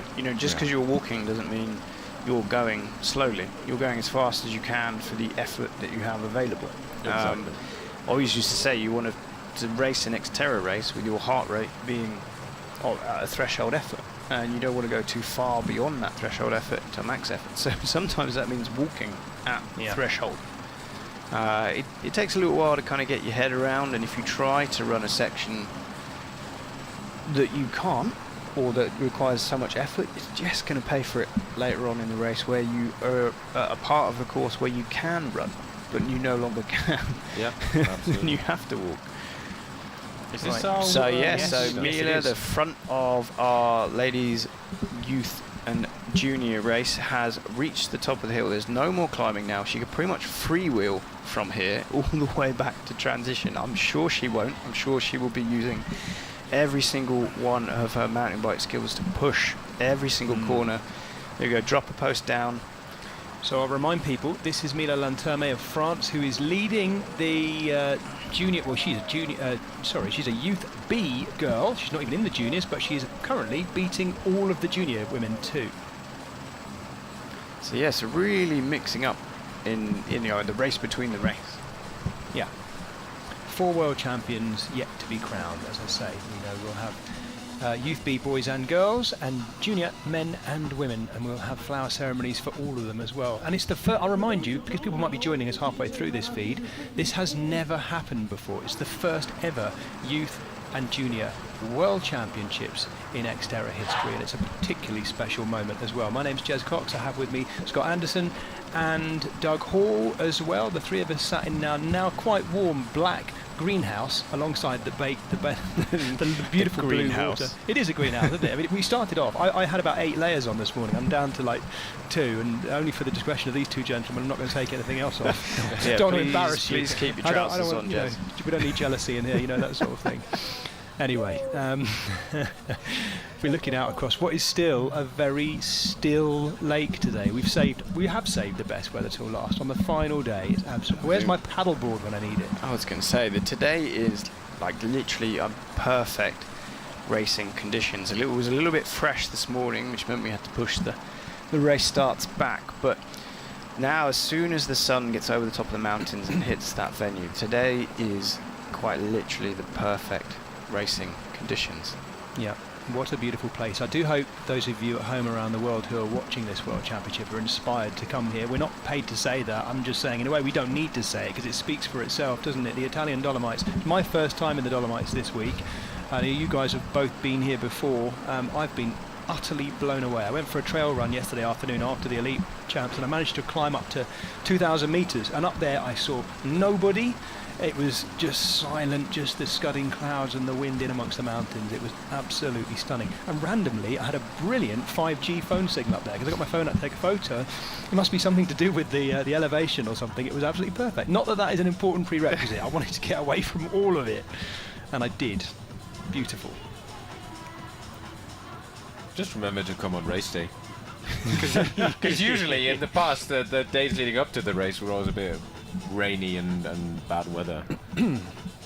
Yeah, it's a thing with with amazing environments in the mountains is that the plus side is on an amazing day, they are quite literally the most beautiful places to go in the whole world. Yeah. The downside is if the weather decides to take a turn for the worst, it can be so unpredictable. I think every time I've refreshed the weather forecast this week, it's changed.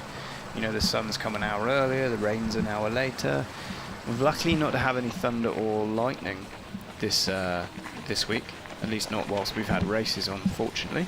No. Well, we're still seeing Chase Yep. at the front of the race. well, he's out of the technical section, and Chase is on the case right now because he is.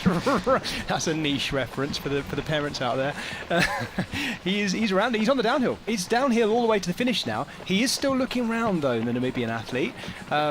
We'll see when he hits the grass just how close hopefully the gap is between him and the chasers that are chasing Chase, because it won't be too long before he spills out onto the sandy beachfront, hits the grass, and he'll be able to hear our finish line announcers. He's nervous looking round though, isn't he? But I've learned this now. You're either looking back because you're scared, and then you'll quite quickly see, if you turn around and you see someone looking back and your running form is bad, that's a scared run. If you turn around and you're still running well, it's because you're just checking how much time you have to celebrate. Exactly that. He's planning an elaborate celebration. He's like, when do I start doing the cartwheels? Yeah, In fact, we saw a kind of cartwheel from some the gymnastics. women. I'm looking forward to seeing Chun and see if he can learn that new trick. But Yes. So yeah, so Chase is still, like I said, we were maybe 1 kilometre away from the finish line at this point. So I think his running form, I mean, Jez, you have great running form. I have terrible running form. Well, we can see there, the athlete is chasing him is actually only about 40 metres behind. So no, don't do this to us. Here we go. I mean, this might be Chase's nightmare, but it's our dream to have another sprint finish here at the XTERRA World Championships. Only one thing could be more perfect, Doug, and that's to have Chase in second place, making the chase. The catch is already there. Now, we can't see this athlete's number at all, but he has absolutely flown through the field. This is remarkable. Can't see the race number at the moment, so I'm hoping this is not. No, he's got a chip on his ankle, so it's not just some random runner. Yes, one of our out elites for a mountain run. Yeah, no. So I mean, the rules are we need to, the runners need to have their number on the front of the bike. So they are following the rules. They're not going to pick up any penalties from the Triathlon Federation, but we said, we don't want the e-bike to interfere or to be able to set any pacing. But let me just chuck something in, Doug. There's a chance this could be one of the juniors, so don't forget Nathan Chase may still well be in World Championship position. We need to remind ourselves. Here we go. We might get a little glance at the number now. Got 1-0 something. I think it might be 106. 1-0. I didn't see number, We know it's a lower number. So he's a Youth B athlete then. He's a Youth B athlete. So Chase is in silver medal position, if that's correct. 1-0 is all of the Youth B boys. Oh, little lock up there from one of our girls going into that. She's made it work though. Like I said, mountain bike experience is being able to correct a mistake. Slips and slides are going to happen on technical trails like this. So it's something. It's almost as important of how to recover from not an accident, from an incident, should we say, and being able to get back into the groove. Oh, and there he is, almost on the finish. Yeah, and he's moving. He's moving brilliantly, isn't he, Scott? He looks really good. Yeah. Flying, really long. Seems to be quite tall as well. Yes. Yeah, we just talked about the size and shape of athletes. He is built very similar to Sullivan Miller, all legs and arms, and seemingly just a pair of lungs in between. Yeah, and he's ticking along beautifully. It doesn't look like he's just competed a World Championship in XTERRA. When you bear in mind what you've been watching, if you're watching this at home, this is inspirational, isn't it? What he's just ridden up, and then the technical terrain that you've actually not seen in this coverage in the woods, where it's scrambly and rooty, rocky, using his hands. He is absolutely ripped through this final run. We're going to get an idea who he is in just a moment. He's definitely a 1-0 something, so we believe he's a Youth B boy. He's checking something with our camera motorbike as well. Camera e-bike. So it looks like the e-bike's just trying to get almost in front just to be able to pick the number up for us. But again, we don't want to interfere with the race. We want good, clean racing, especially this far into the run leg of a World Championship race. No, absolutely. No, we don't want to be getting in the way of it at all. He'll go onto the black carpet, and he's got 2 zigzags back before he gets to the finish line. He's going to be a world champion either way. We will do our best to figure out exactly who he is, and apologies for that, folks, but we need to allow clear space around him while he's racing. But he is racing towards a world championship. I am here ready with the pre-finish line timing point, which I think is just coming up on this black carpet. According to this, it's Finley Goodman. It's Finley Goodman. Finley Goodman. We're going to have a British world champion. Kingdom.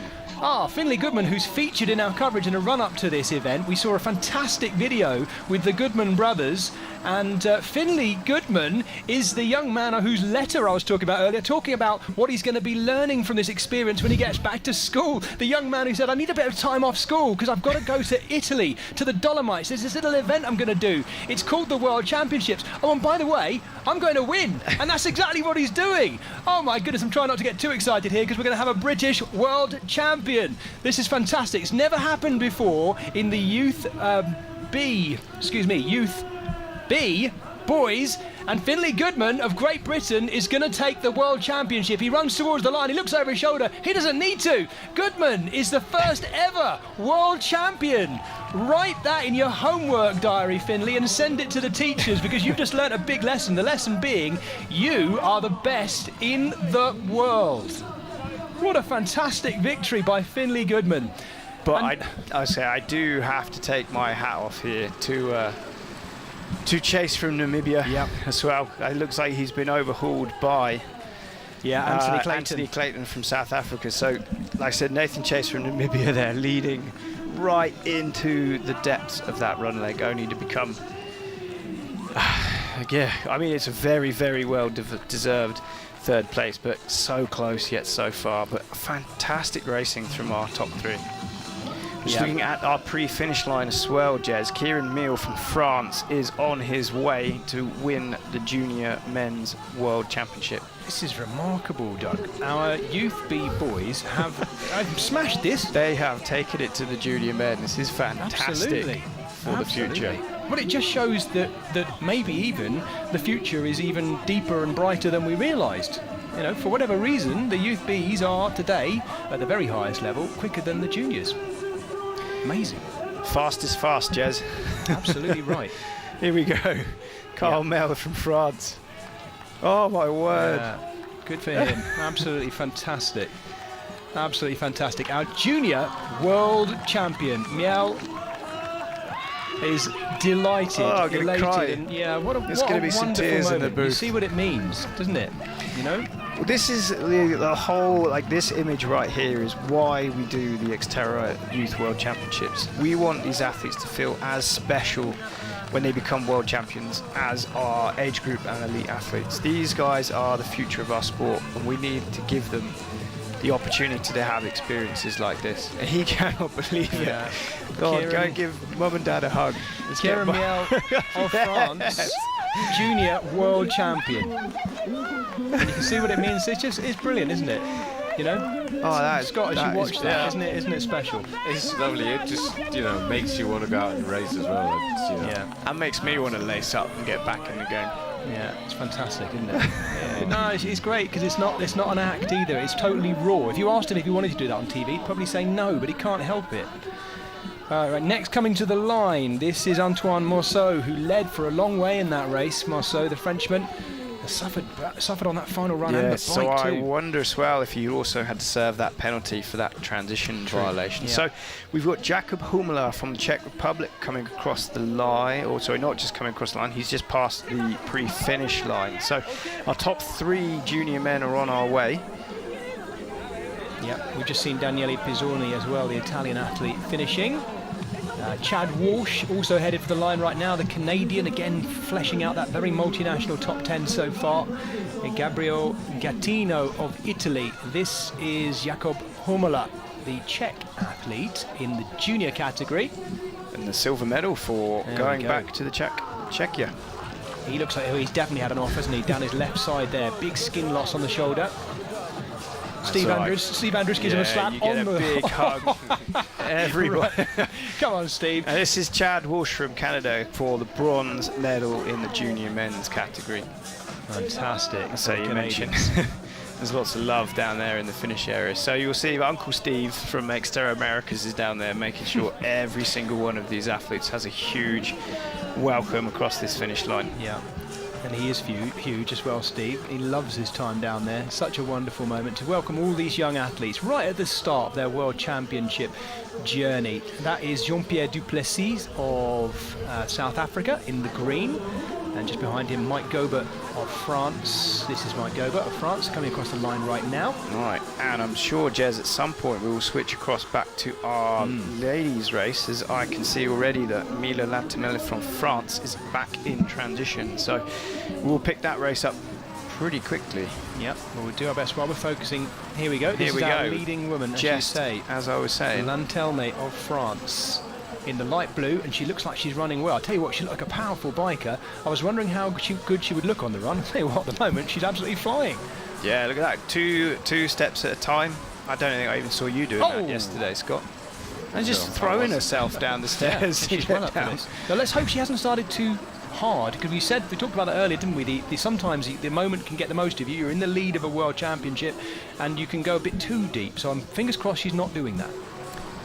Yeah, it can be pretty overwhelming. You find yourself in a position in the race where you wouldn't have expected to be. You can get overexcited, run too fast. The hardest part of this course is just before the halfway point, so there's plenty of opportunity to put yourself in deep trouble before that extremely steep technical climb.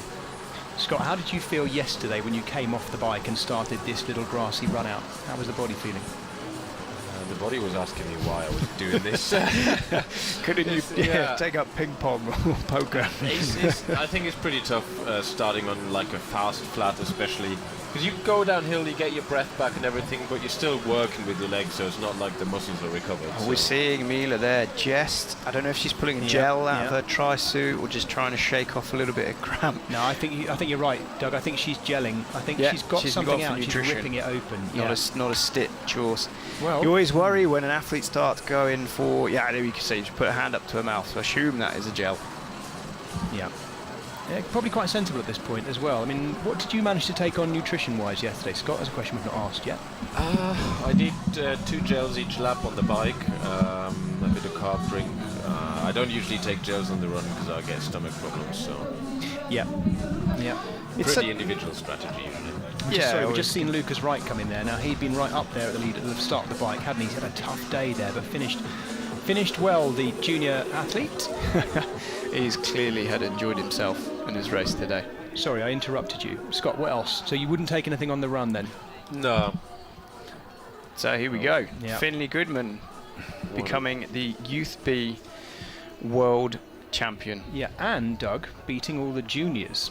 Yeah, and this is Anthony Clayton crossing the line for South Africa. It looks to have a little... I don't think that is a... mechanical, you're about to say mechanical, I know what you mean. Yeah, an equipment mechanical. Kit mechanical. That looks like a zipper's broken rather than a deliberate infraction of the rules there. And Nathan Chase coming home, a well-deserved 3rd place after leading really, really deep into the race. I'm so glad he got it. I have to say, his zip was done up. It was open beneath the zip. Below his zip. No, I will go down and have a personal word with an Italian referee if they penalise him for that. He's quite clearly done everything right and just got unlucky with a bit of a mechanical. Oh, our junior women. Winner, I should say, Kieran Miel. What an emotional moment. What a fantastic moment that has made Doug Hall here in our commentary box think of coming out of retirement. Well, I've got to stop crying first at that finish. That was... I love it. I love it when people just have passion for things. It doesn't matter what. I mean, I'm obviously very biased at, for off-road triathlon. When somebody has that level of emotion about anything, you just got to take your hat off and say, you know what, you deserve every single bit of glory that he has got from that crossing that finish line. And those kind of emotions will be right the way down through all these fields as well. Just finishing a first World Championship like this for any of these athletes, and these will be the first XTERRA World Championships for all of these athletes competing, because we've never done it before. And we're going to have those emotional moments for athletes right the way down the field. We don't know what they've overcome to get there. We don't know how far they've come, what their parents have had to do fundraising wise, and the schools that have got together to try and help athletes get here in the first place. Because yes, triathlon sometimes can have the finger pointed at as being a rich person's sport, but those who are dedicated and want it enough will find a way, and they so often do as well. Scrapping, and you'll know this, Scott, in amongst the elite ranks as well, there are some quite wealthy people competing at elite level and doing well out of it, but actually for the vast majority of elite athletes, it's actually a quite a hard line of being able to dedicate enough time to training and make things work and travel to all the races. It's not easy, is it? No, absolutely no. There's a lot of cost, effort involved. Well, can I just add in? It's amazing how close the racing is in the juniors and youth race. Such a high level. It's amazing. I was going to say, we're only just getting our next female athletes into transition. So Mila Latamelli from France is on an absolute flyer. She's about a kilometre up the road already. So we just said how close the men's race, but we're maybe looking at another French demonstration in our ladies' race. Yep, she has the leading junior athlete, I should say, with her, Anna Gazzari. So an Italian and a French woman in the lead, both leading their respective categories, and that's kind of what we thought might happen, these categories pushing each other on like that as well. Hummela, thankfully the hand of our winner Miel there, not quite on his shoulder.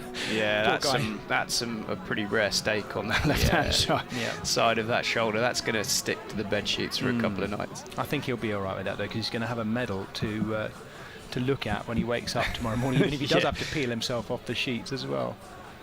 There we go. Our two leading Italian athletes are in as well. Yeah, we're starting to get, and there's another athlete just coming in. I remember that was our early leader. Yep. Anna Gazzari is going to run out first. So in this instance, it is going to be the elder category that leads out at least. Anna Gazzari, the leading athlete from her wave of all the women and girls. She is the leading junior. Looks good as she strides out. And she's being chased by her countrywoman there as well. Also from Italy. And here comes Mila Lantelme. Anna Vittoria Campagna is the Italian athlete just ahead of him. So that's 3 girls out so far. Mila Lantelme, who'd led for so long on the bike, now out onto the run. 2 Italian athletes in the lead ahead of her. And sorry, Jez, just the French athlete here on screen, Mila Lantelme. She's actually way in front, and then we have Victoria Anna Campiana from Italy and the Romanian athlete in 3rd place, Alexandra. That's in your youth B category. Yep. So far for the junior women, we only have Anna Gazzari out onto the run course. I said it is. We're here with about 6 different screens here in the commentary booth. It's quite tricky to kind of, with races within races, and our youth B women making life very hard for us by getting right up in the mix. Well, I'll tell you It's pretty cool. I'll tell you what, guys, what can we read into this? Because it can't be by chance that in both races, for the boys and the girls, it's been the younger age category who have fared better at the very top end. Well, what can we read into that? Any ideas? There's got to be a reason for it. There has to be a reason for it. We've got bigger numbers in the younger age category. We know we lose athletes between the 17 and 18 age range, right? There's so much happening at that time of life. Maybe some are starting work, going to university, that kind of thing. Why is that? I think you're onto something there, Jez. So when you are a little bit younger, 14, 15, 16, 17, you have a really good club structure generally.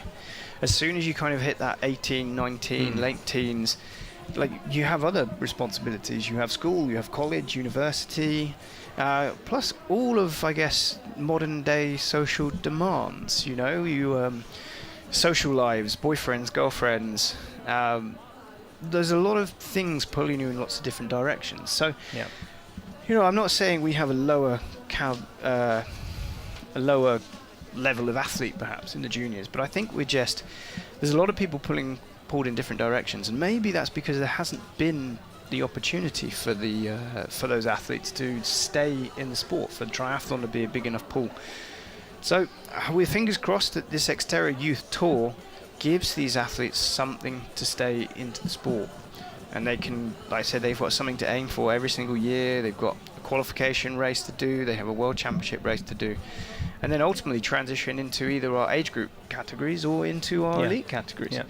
I think not wanting to throw shade at road triathlon here, but it's very much you are going to the Olympics or it's time to go and get a job, or compete for fun. Whereas I think these guys here, we haven't had that. We've got some more gymnastics on the finish line. Here we go. Hold it together. Oh no! Yeah, nice. I'd give that one an 8.5. And that was Nicholas Rocco of the United States. Yes, typical American. Coming back to my point before, I think having a race that people can target that still suits them. There's a lot of athletes who road triathlon is just not for them. It's either not fun, it's not appealing. Maybe they don't have the funds to travel the world, buy road bikes, run, have the training and the coaching that needs them to run as fast as they need to do for triathlon. And I don't want to, again, throw shade, but governing bodies also just sometimes forget these, these other athletes if they're only interested in Olympic medals. Whereas their loss is our gain, as we provide opportunities for these athletes to come in, enjoy different disciplines, go off-road, have more fun, join a family, and compete at a world championship level and find their own path, find their own glory, whether that's being a win, whether that's being in a competitive battle for the top 10, whether that's just achieving a goal of finishing. And I think that this is something that where, XTERRA, we really want to give people great experiences, and I just don't think they're there on the road.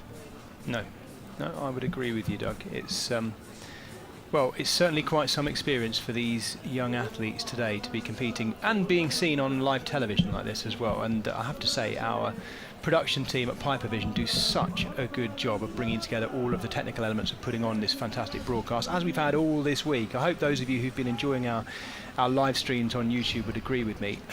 They've looked fantastic. Yeah, I think there's been a lot of coffee consumed inside that broadcast van, and especially today as they're trying to follow these races and with multiple different categories. But we just had a graphic on screen there showing our French athlete had a 6-minute lead coming off of that bike. Wow. I think unless something drastically goes wrong. Well, here's the gap between first and third in our youth This is our, juniors. Yeah, you're right.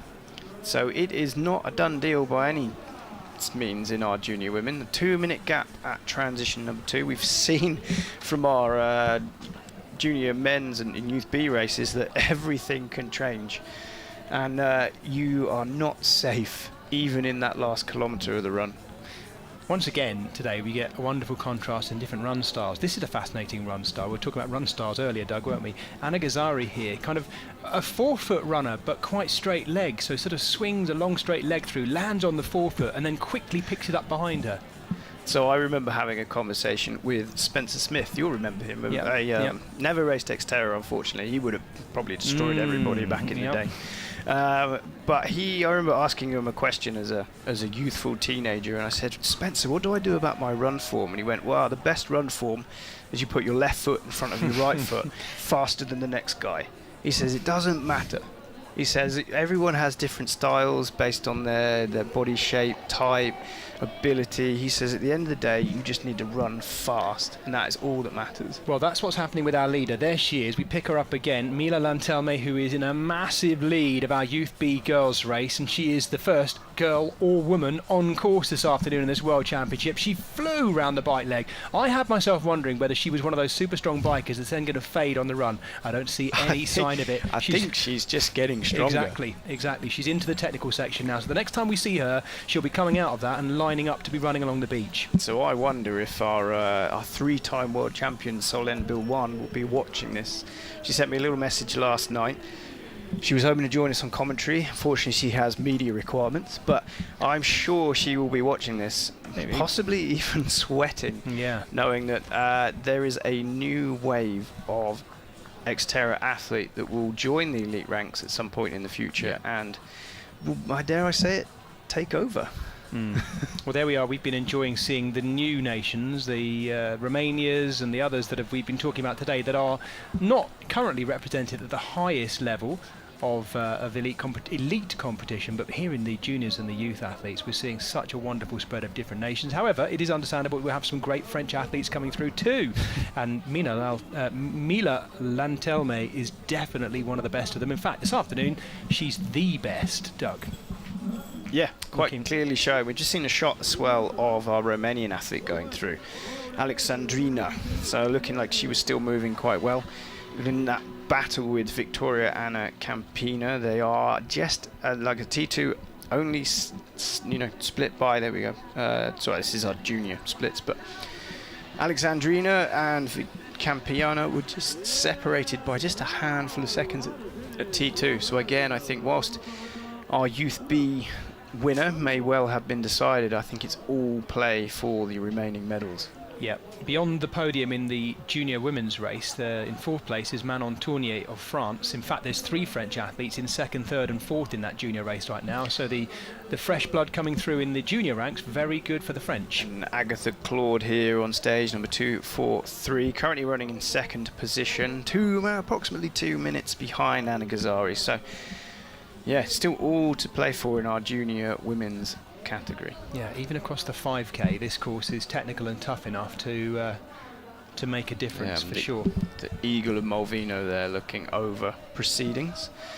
Fantastic sculptures. And these sculptures, by the way, Doug, you'll have seen this, I'm sure, continue right up into the mountains. When I was doing my run up to like 2,000 metres yesterday, all the way up there were wonderful sculptures just like that, just in the middle of nowhere alongside the trail. Yeah, it took me ages to carve them on Monday.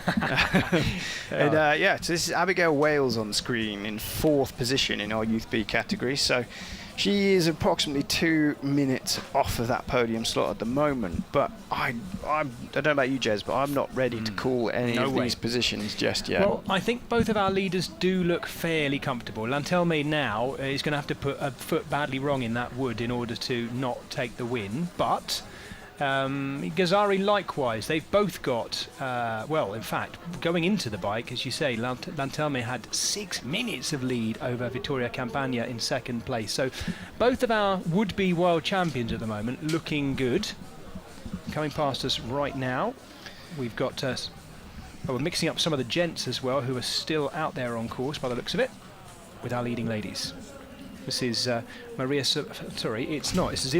Barocca, and she was right up there at the beginning of the bike, wasn't she? Yeah, I mean, she's still running, like I said, in 5th or 6th place there.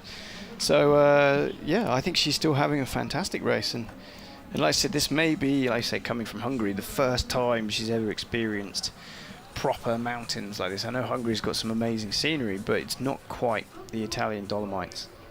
No, right now, 2 big powerhouses of world triathlon representing the 2 leading places. France with Mila Tanelme, and in the junior women's race, Italy with Anna Gazzari. And she's got all those French athletes chasing her. 4 French athletes chasing her, but the best of them, Agatha Claude, as you say, Doug, 2 minutes down. So yeah, so we're going to start seeing some more athletes coming through. Just spotted in 6th place, Nina, I'm going to pronounce her surname wrong for sure, but Nina Padaman from the United Kingdom. So following in her sister's footsteps, her sister raced here at the XTERRA World Championships in the 20 to 24 category, was a world champion, immediately went home and told Nina how great it was here. And Nina raced with us in the United Kingdom race this year and immediately booked her ticket. Left her sister at home, but has come out here to enjoy the Italian Dolomites. And they actually came out here in May. They came Not out. telling me they've been here ever since. That's a big letter to the school. They came out here in May for a little holiday and a Yeah. little check of the course. In fact, she's there on screen, coming through now. So, proof. I mean, we're going in a little bit more into the tourism and sports tourism conversation there, but proof that XTERRA puts places on the map. We're very fortunate to come here with the support of Trentino marketing, and as a result, we give back. Yeah. So we put places like Molveno onto the map. In fact, Kostas Komaliaris, our event director here, he's coming skiing this winter. Wow, here. So fantastic. You can pretty much do everything in Molveno. That's Zoe Mestaug of Belgium, running through in our Youth B girls race. I have to say, guys, I'm sitting here as the father of a 9-year-old girl, and I'm watching this, and I've mentioned it already, and I'm going to say it again because it's just a fact. Across all sports, we do lose, I always think, too many girls from the sport completely, and from doing sport. I don't even mean competitively, but continuing to do sport for the enjoyment and love of it as well. And it really warms my heart to see these junior and Youth B girls really pushing themselves as well. I mean, we so often talk, and I get to interview sometimes some of the youngsters who talk about maybe why they dropped out of the sport, and it's that willingness to go out there and really push yourself in front of a crowd, in front of television, 3 hairy blokes like us sitting here talking about what they're doing on the screen, and it can be off-putting for some girls. But I hope young women and young girls, any women who are watching this, will be inspired by seeing these young ladies here really pushing themselves to see what they can do on this course, because it's very inspiring for me. Yeah, exactly, Jez. And I sometimes I feel like we don't deserve it. We don't deserve to understand what happens to,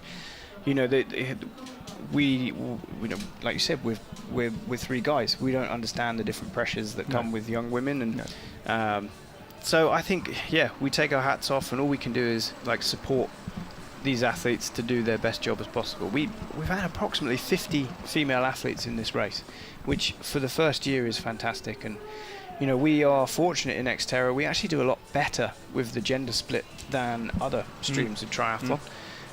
But we can definitely do as much as we can to try and keep that parity.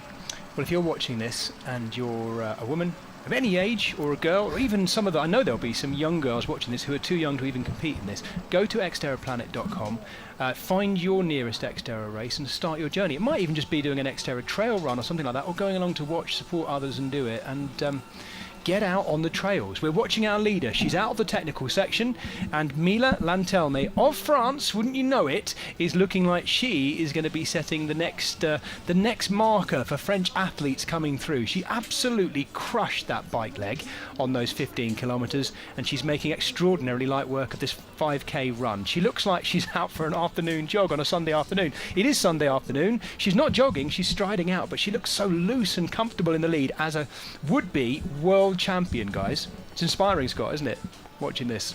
Yeah, absolutely. I think there's, now that she's out of the difficult technical section, there's not much to go wrong, I guess. I'll hold you to blame if she now twists her ankle on this. Let's not You say can say that. that. You can say that. No, I think you're right.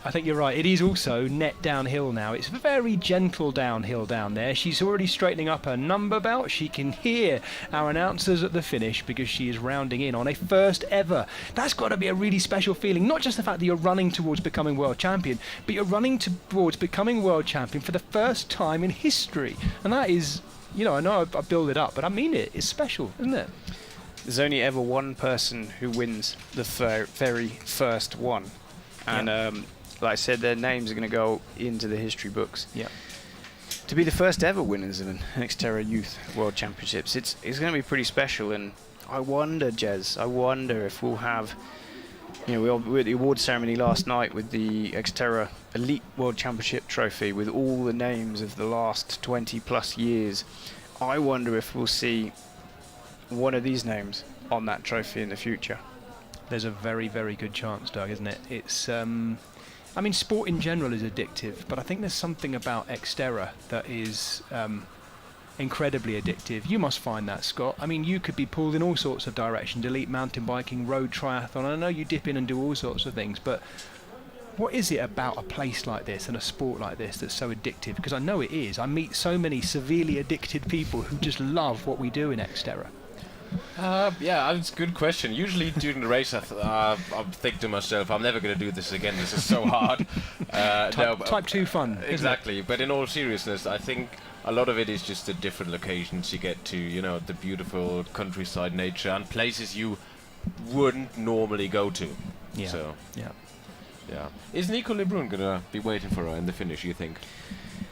I think Nico will probably throw a party back home, I think. But yeah, like I said, it just seems to be she is in total control. Like you said, I don't want to call it too early because there's still a lot that can happen in this last 1,000 meters. But I think if we were going to see her falter at all, I think we may have seen it happen already. And I think she's got time to pull over, perhaps order a cappuccino from the cafe on the way in. Not at this time of the afternoon, Doug. It's after midday. There's poor form. After 11. Oh, I cannot keep up with these food rules. But I think she's going to have plenty of time to enjoy this finish line for sure. Yeah. She is slowing a little bit, but this is on a rise as well. She can afford to. There's no panic here. I mean, we haven't seen it yet. Athletes will, and I don't know, I'm presuming you've had this at some point, Scott, as well. You can have problems on the final run. You can get, I don't wish this on anyone, but you can get cramps, you can just tighten up, and it's managing that load of fatigue, I guess. Yeah, but I think if you cramp, it would have happened on one of the steep uphills. These slight rises on the end of the course here are not that bad, I think. No. Well, Mila Lantelme is about to hit the beach. Not with her towel, but with her hand raised in the air, waiting for a World Championship medal, and a gold one at that. We'll be seeing her on the podium. We're still following her. Our e-bike camera here, just tracking, not getting in the way of anyone. Notably, Lantelme hasn't looked back yet. Will she look back, guys? Do you think she'll look back? I think you always look back before you celebrate, don't you? I wonder if she may well have had a little look back on that first fire road section. You can see for probably maybe 200, 300 meters. And I think if you can't see anybody at that point, I don't know whether it's worth looking back. No. But you always say, don't you, never look back. It shows weakness or worrying. But I don't know. I would like to know if someone was coming and I can do something about it. First e-biker down. It's not happened yet.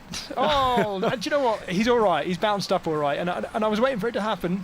It wasn't you, though, dear. Doug. Hope he's all right. Just as well. That was in an innocuous place, of all the places for it to happen. He's done all those trails, then it happens Well, there. she's obviously pushing pretty hard and not putting the brakes on and getting down that thing, and the e-bike's just taking a bit of a risk to try to Hey, keep stop up. laughing. We're all a bit tired. The e-bike's fine. Okay, We're getting word. Oh, the handlebars are a bit twisted. No, he's all right. I imagine his pride is falling off on international race coverage. Just to give them a shout, Doug, who have we had on there I this think week? this is going to be our XTERRA Czech race directors, Michal Junior and Michal Senior, out there on our bikes. In fact, I think that's Michal Senior, who's had a little stretching things out. They'll be all right. They'll bounce back. Yeah, quite seriously, big thank you to all the people who've done that this week, because it's not an easy job. You can see the handlebars are twisted to one side as well. He's got one hand off the bars, but knows that he's got to do the job of getting the shot. Yeah, don't worry about yourself. Yeah, collarbone will mend, but we will not miss this image.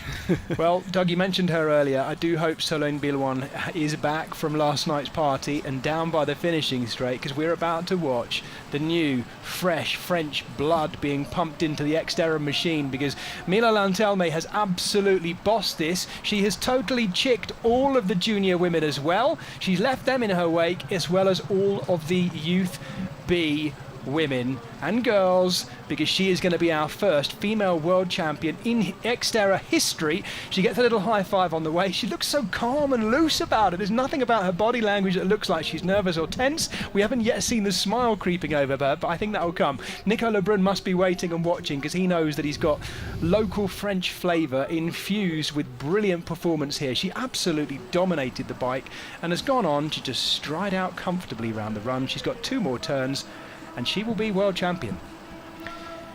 Being French, I expect to see a little bit of passion break through on this finish straight, but Jez, I will let you call her home. Mila Lantelme of France becomes the next French winner. The tears have started. We saw Solène Bilwan win her 3rd title in a row yesterday. What will this young lady go on to achieve? Well, I'll tell you right now. She is the world champion. And there you go, you can see, like, as soon as she crossed that finish line, that outpouring of emotion. She still stopped her watch though, Doug.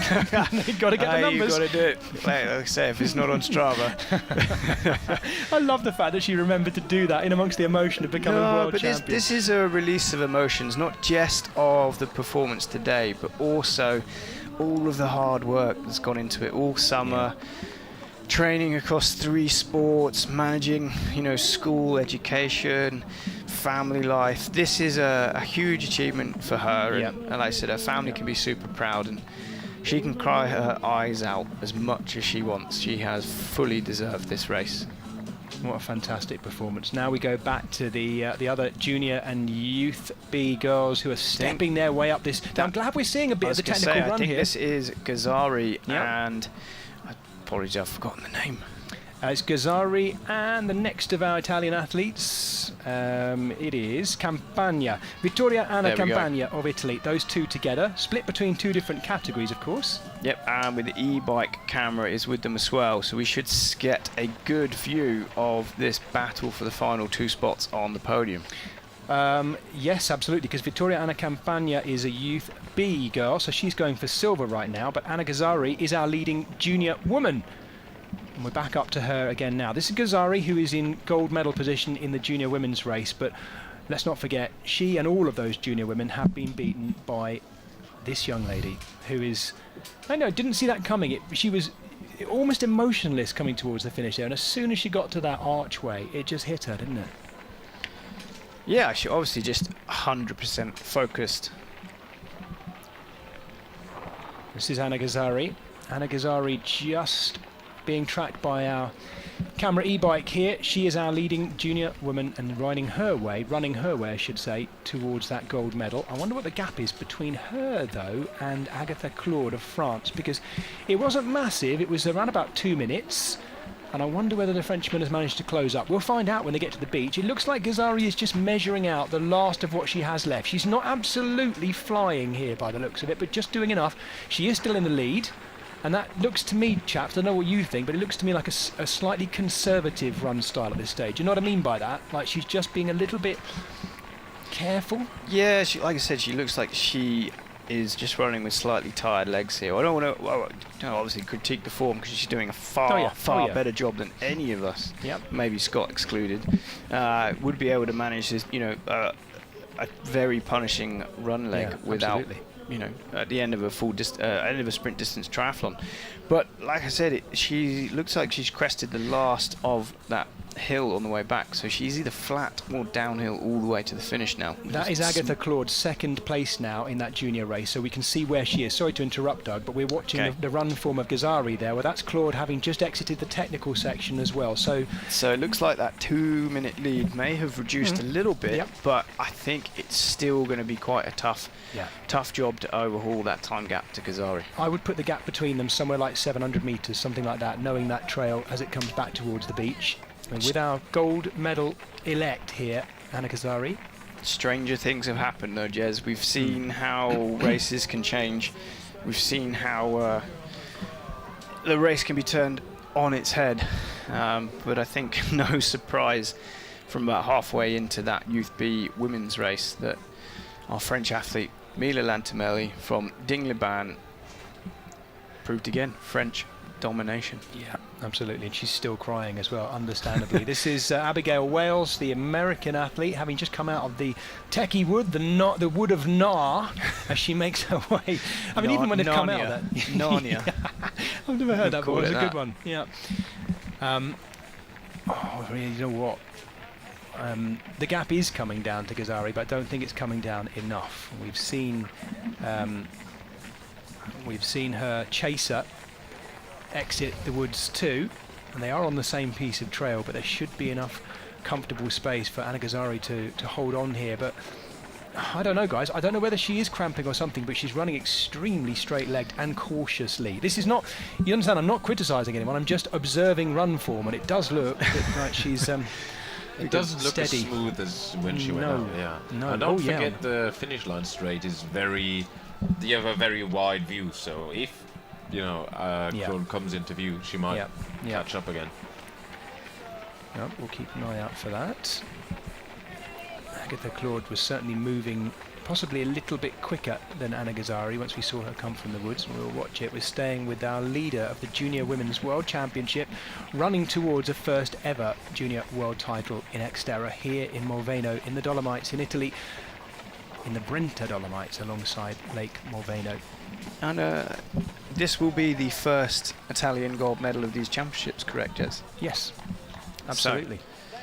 So, the pride of the nation, unfortunately, rests heavy across her shoulders right now, but she is onto the beach next to the lake, so no more e-bike accidents down here, please. No. And there we go. She will be able to hear the finish line at this point, and that will hopefully just put a little spring in her step just to bring that title home. That's actually a lovely part of the run course. I've done a few laps of the run course this week, just out in the mornings, and when you hit that bit of grass, it is carpet-like, isn't it, Scott? It's lovely to run on as well. It's not got muddy or cut up this week at all. It's a beautifully, it's almost like a kind of football pitch type grass. It's really lush and green.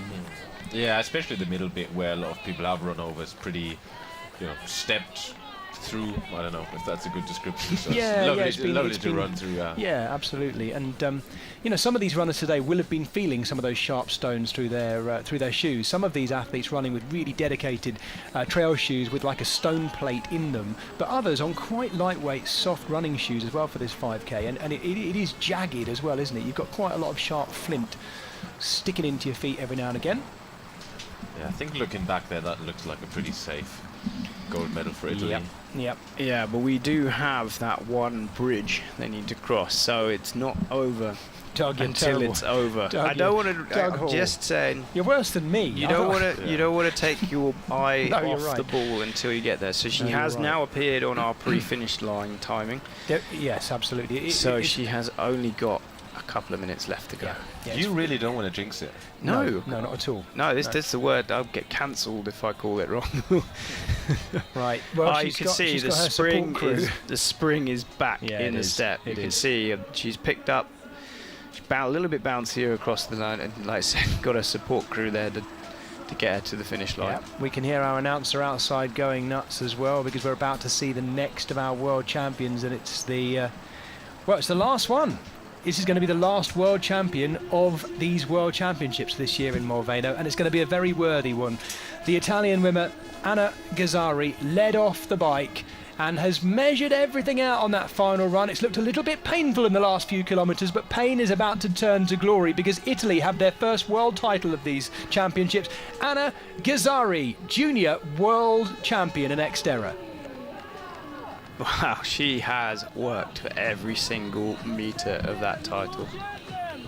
Yeah, and once again, an emotional one too. And here comes the next of the Italian athletes. This is Vittoria Anna Campia from Italy, second place in that Youth B women, and closely followed, obviously that is one of our male athletes just coming across the line, but she will be chased by Alexandrina from Romania, who will just come round into shot, just running out of room. Fantastic to see two Italian athletes, one a gold medalist in the junior race, one a silver medalist in the Youth B girls as well. What a lovely moment. Things looking very healthy for the future of Italian XTERRA racing on home turf as well. Go. So, like I said, we're going to have a little battle to the finish line, yes, regardless of what category they're in. I think they are going to be pushing each other all the way to that finish line. Yep. And this looks like the Romanian athlete Alexandrina Iris. Sorry, it's Leonie Tizarond here coming through of France. Tizarond in her club racing kit. So I have a feeling that was a last-minute overtake from... Yes, it was. That's Agatha Claude there in the junior race. No, Tizarond is in the younger age category as well. So all of our medalists are now in for the Youth B girls, and we have two juniors in so far. Agatha Claude there taking the silver medal, absolutely exhausted, aren't they? There's a comfy spot of grass just there. Everyone keeps lying down. No, they have absolutely, like I said, the weather, like I said, it was freezing cold this morning. Now is absolutely baking hot out there. So these athletes would have pushed really hard in some quite changeable conditions today, which, yeah, is leaving them pretty flat out at that finish line. And Doug, to be clear, it's warm out there, it's roasting hot in here, because our black greenhouse is like, you know... I would rather still be in here than having to try and compete against these athletes. No, true. We would be well shown up. Right, this is Agatha Claude, who is taking the bronze medal by the looks of it in the junior race. No, she's not. Oh, actually, do you know what? Sorry, it's silver. Thank you, Doug. It is silver. So she's hung on to that second place as well. There's my confusion of mixing up the two different age categories. Yeah, so I think we saw that very, very tight battle for the podium.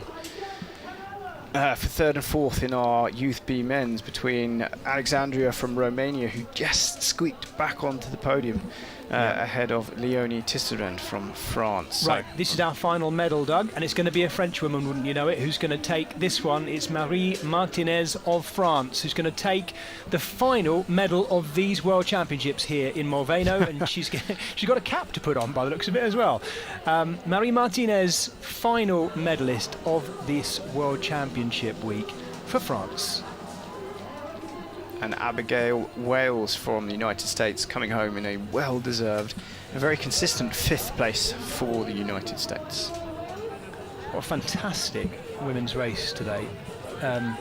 Actually quite close in amongst our leading competitors there as well. That run did its job of just bringing things a little bit closer together. This is Zoe Mestag of Belgium.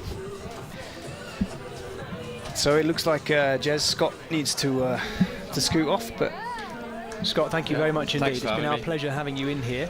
I'm going to leave you in here for roasting a bit more, and I'm going to go dive off in the lake or something. Scott, can I ask you one question before you go? Absolutely. One question. You've just finished your whole XTERRA World Cup season. You've just finished these World Championships. What are you working on over the winter for next year? World Cup schedule for next year, sorting out travel, yeah, good training, I guess. And which race are you most looking forward to next year? You might not know the whole calendar I yet. quite like Australia, but I've also heard very good news about the XTERRA UK race with new racing formats. Let's not publicly disclose the World Cup calendar too soon. Let's save that for the official announcement there, Scott. You're going to get me into trouble. Yeah. You better go. Right, I'm going to leave before I Thanks, get you guys into trouble. Thank you, mate. Take care. Thanks, Bye. Scott. Big thank you to Scott, So and we've- of course to Hannah Lee Young as well, who've been with us So today. we've just seen Maxime Puch from France cross the finish line, number 222, and this is Nina Padmanabhan. I will get the name right once. So coming home in a well-deserved 8th position in that Youth B Yeah, race. you got it that time. It is Padmanabhan. Yes, British athlete in the first of our British finishers in these girls and women's, youth girls and junior women's races this afternoon. And the next of our juniors, of course. And Zalahi of Hungary here is the next to finish in the Youth B women's category in the red tri-suit of Hungary. So we were talking earlier about the closeness of the time gaps. So obviously we had our Youth B winner was a long way ahead, but the battle for second, third and fourth was all within 1 minute, or 50 seconds in fact, Jez. And then the same for our top 3 junior women, all athletes, the top 3 all in within 2 minutes and 10 seconds. So very, very close racing for all categories today. It has definitely been some very exciting racing. Yeah, absolutely. And we are now fleshing out our top 10 gradually in those 2 different categories, the Youth B girls and the junior women. Barocca from Hungary just crossing the finish line. She can be pleased with that. Top 10 featured, quite a lot in our coverage, and featured at the front of the race all day long. This is another French finisher, Manon Tournier, in the junior women's race as well, in the blue of her French tri-club. Those French tri-clubs are so well supported and represented. I've had breakfast this morning next to one of the young athletes from Montluçon Tri, and it reminded me just how strong the French club scene is, particularly for producing great off-road athletes, Doug, as well. Yeah, this is what we were saying earlier. It's important that these athletes have a great support network around them for training and for racing. And we cannot wait. I know this is the last race of 2025 for our youth and juniors. We have a few more races across our World Tour events, but I cannot wait to see what the XTERRA Youth Tour 2025 brings. Absolutely. Cry like a... What was that? No, What it's is- shine like a star, Jez. I thought it was cry like a star. So shine like a star. So Anna Fantastic. Ghazari there with her support crowd, like I said, telling her exactly what she needed to do in order to win that gold medal. Shine like a star. Brilliant. Isn't that lovely to see? Well, she definitely did. Anna Ghazari taking the first ever junior women's gold ahead of... She's still crying, bless her. Well, it's like, well, I don't know, Doug. I've never become world champion. To my knowledge, I don't think you have either. But it must be, wow, unbelievably special. I mean, it's as within our sport, it is the biggest and best goal that can be achieved. Yeah. So obviously these ladies will now move through the different age categories, and there's always more world championship titles to aim for, but the very, very first one is special. I remember here in 2022 when Arthur Serrières won his very first world championship, and the outpouring of emotion is something he'd been aiming for his whole career. To reach the pinnacle of the sport is something quite special. I remember he was extremely emotional at the end, so I do not blame anybody for expressing pure joy at getting the job done. Yeah, well, Mila Lautame and Anna Ghazari, our last 2 world champions of this fantastic week of racing here at the XTERRA World Championships in Molveno. Agatha Claude there in second place from Metz Triathlon Club. Number 247, Marie Martinez from France. Again, another fantastic spray. There's my ride home. Our drone is our drone can't keep up with the speedboat. I bet it could actually. Go on, click it in there. Let's try and race it. What a brilliant shot. So that the triathletes are not the only ones having I was fun going to this say, afternoon, Doug. it's probably Nico Lebrun. His job is done. The Youth World Championships are done and dusted. It's time for him to get out of here. He's headed in the direction of the airport as well, actually. Both the big airports here are to that direction, down the lake. By the way, if you guys do come here to enjoy Molveno, some of you I know are watching this live feed while you're here, supporting people. This is one of our Slovakian athletes coming in, and this is Barbora Zalukova. Yeah, if you do, I can well recommend the Giro del Lago, the route around the edge of the lake. It's about 11 kilometres long, Doug, isn't it? But you can walk it, hour and a half, maybe 2 hours in total, something like that, or you can jog it out round there. It's not too hard either. It stays mostly down at lake level. Lake level, by the way, is some 850 metres above sea level, I believe, where we are here. Yeah, so another, just seeing the shot there of the lifeboat manned by the Molveno fire service. A big shout out to those guys with some challenging cold water this week. They've had their work cut out, so massive thanks to them. And Team America there with celebrating the Freedom Eagle. Absolutely fantastic performance for the United States here. They're a big team of athletes and they've come away with some fantastic performances. Yeah, absolutely. They're always a very vocal crowd at the trackside as well, Doug, which we love to hear. Next across the line, that is Zaldukova, Barbora Zaldukova. Just behind her, Luan Doughton of Belgium. There is the Americans' Freedom Eagle. Do you think maybe they carved that this morning? But the Molveno. Doug, on my run up into the mountains, I was looking for eagles. All I found was a solitary kestrel, a little falcon all by itself, and it swooped down through the valley, landed on top of a tree. In fact, I put it on my Instagram if you want to have a look. I filmed it, and that was the only raptor. I mean, I love my birds of prey, and I was looking for them up there, but I always think as you climb higher and higher, it's so bleak, there's not much for them to actually eat. It's the animals you can't see, Jez, you've got to watch out for. They can see you, for sure, but... Good point. So we have our top 10 in from our Youth B women, so I'm sure we'll get a result stack on screen pretty sure. Yeah. It's pretty soon.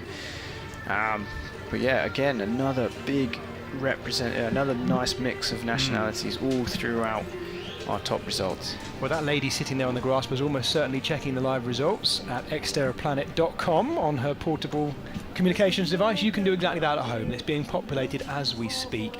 And do go there as well for extra content, because you'll find content around all of our winners we've had this afternoon. That fantastic video about the Goodman brothers where they talk about the educational benefits of exploring Molveno. Oh, and the medals that you might pick up when you're there as well. It's all there, all that content, all that extra information, and then more information about how to start your XTERRA journey if you haven't already done that. By the way, overlapping with these youth and junior athletes now, we've got the athletes taking part in the open sprint and super sprint races this afternoon, and that will continue to unfold over the coming couple of hours, I guess, Doug, as people come in.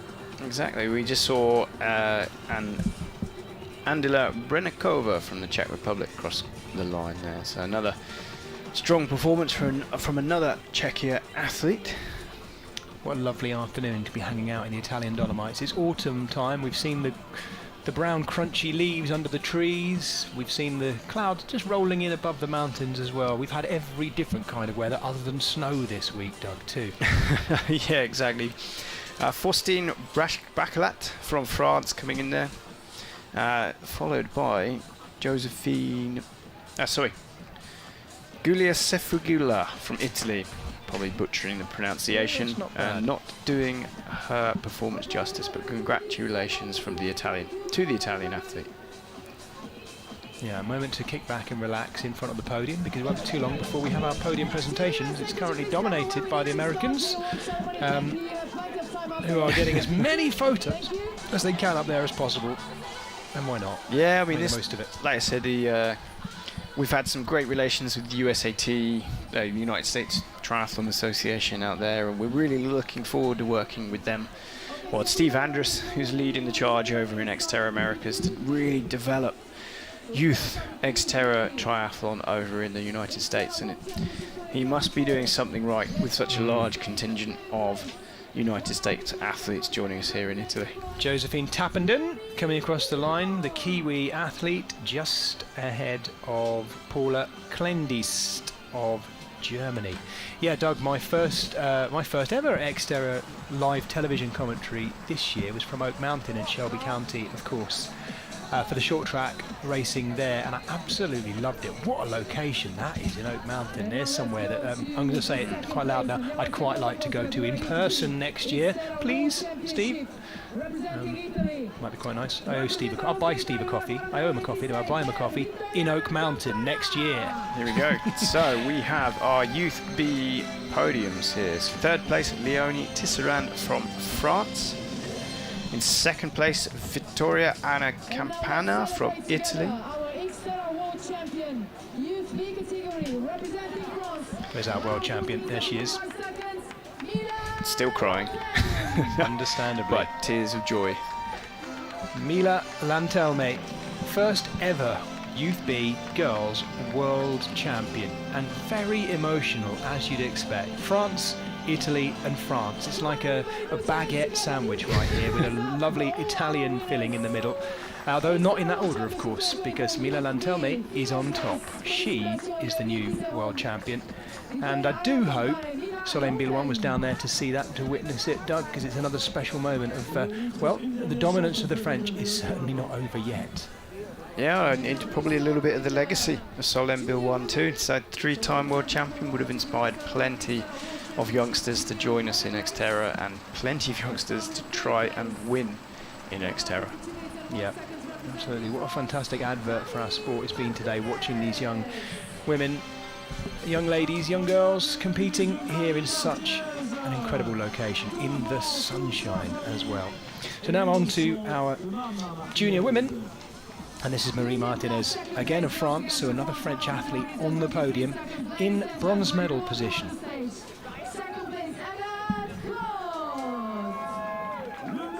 Next up, Agatha Claude, who battled well on that final run to try and claw back as much of the lead of Anna Gazzari as she possibly could. So another French athlete in second. So two French athletes. It's almost like the perfect finale for the Italian hosts here, Doug. It's as if we'd organised it for the... This is going to be a popular winner, I think. Yeah, here we are in Trentino in the Italian Dolomites, and the last world champion to get their medal out here, fittingly, is going to be Anna Gazzari of Italy, world champion.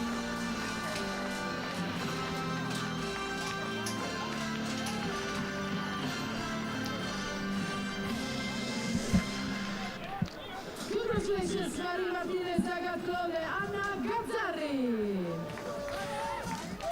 Well, we look forward to seeing what all three of those young women go on to achieve in their sporting lives and personal lives too, because this is a massive moment. Whatever they go on to do in their lives, they will always know they stood on a podium as having been the best in the world at something, Doug. And that's what we're talking about here, isn't it? These athletes have got to this point through 40 qualifying events around the world, and we boil it down to this moment, one podium. It's a harsh reality that three stand on that podium together, but all of the athletes who've competed here in our youth and junior races can be incredibly proud of themselves. And I'm not just saying that because it's what I ought to say, I'm saying it because I mean it. Yeah, exactly. You know, these are the best athletes in the world, and they have earned the right to be here and compete for that world title.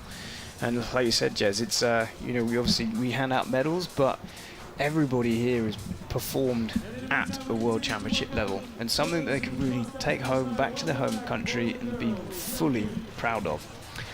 Well, wherever you are around the world, if you've been watching this today and taking in the inspirational images of our youth and junior athletes competing today, don't forget to go back. Don't forget to go back and look at all of the video highlights of the week, starting with Thursday's short track racing as well.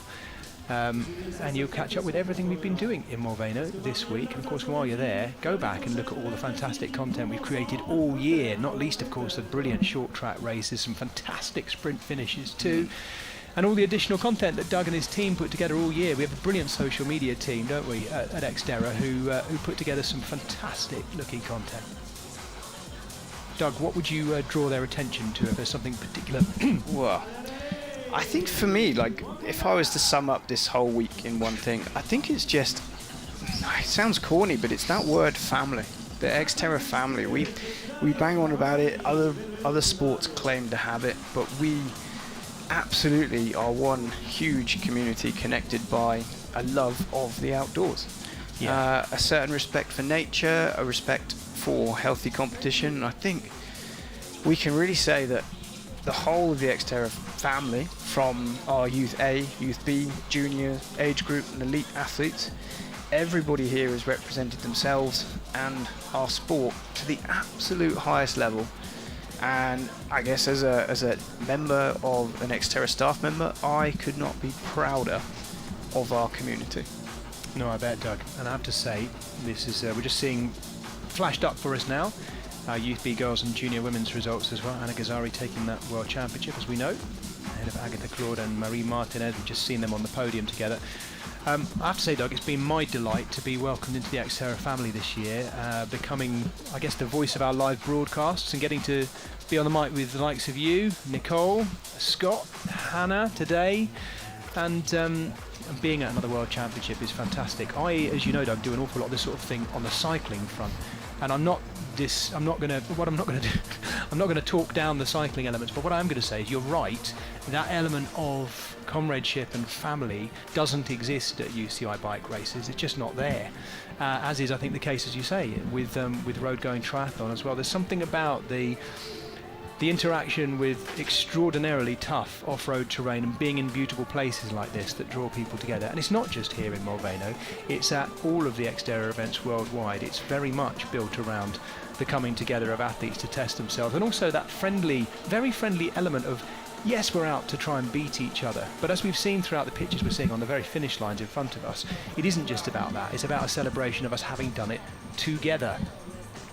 Yeah, exactly. And I think everybody wants the best for their fellow competitor. I think that's what stands out as well. Everybody wants everybody to have a good day and to have a great time and to go home proud of kind of what they've achieved. And nobody wants to take something of that away from another. And everyone is always here for everybody else. It's almost an international language. It spans all nations, all genders, all ages. And like you said, I'm so proud of how this whole week has gone. From the commitment from our XTERRA global team, our local Italian partners from XTERRA Italy who have helped organise this event, the volunteers, the safety, the medical crews, every single person. There's a perfect landing just there. But every single person has really just dug in and done their bit to the best of their ability and has been able to pull off this World Championship week without a hitch. And allowed all of the athletes to get on and do with what they need to do and do a fantastic job of putting our sport on the map, performing and putting themselves on the map, whether that's a podium, whether that's a finish, whether that's a personal goal, whether it's coming back from injury or illness. I'm just so proud of everybody for having exactly what they got out of this weekend. Well, it does conclude, of course, 7 stops on the World Cup this year, starting out in Taiwan back in March and then rolling through Greece in April, Oak Mountain, as mentioned, in America in May, Belgium, Namur, the race up to the Citadel in June, July, Quebec in Canada, Czechia for the European Championships in Pracaticcia in August, and then here we are nearing the end of September in the Italian Dolomites in Trentino. And as we've heard already, teased at us, sneaky teases here in the commentary position about next year's World Cup. But don't forget, folks, the XTERRA calendar is not just about the World Cup. World Cup is a great place for age groupers and elites to go, and people who want to try their local round. But there are so many more XTERRA races than that. You can find them all at xterraplanet.com and plan, maybe if you haven't already started, the start of your journey. And dare I say it, Doug, as well, XTERRA is not a bad way to start your journey in triathlon. If you haven't already done a road triathlon, actually pacing out your effort in beautiful terrain might be a little bit more fun than hammering around the streets of a local city while you do your local triathlon. I'm not being a salesman here, I'm actually thinking practically about that element. Kind of on the knees as well? Yeah, I mean, the biggest thing for me is not only is it in a much nicer environment, you're off in nature, in the outdoors. For me, it sounds it's actually a lot safer. You know, people think mountain biking and trail running can be quite hazardous, but I would much rather take my risk in the trees and on the trails rather than on the roads and pavements covered in cars and traffic. So I think for me, you know, like you said, Jez, XTERRA is a fantastic place to start your triathlon journey, but I have a sneaky feeling once you start, I don't think you'll want to go anywhere.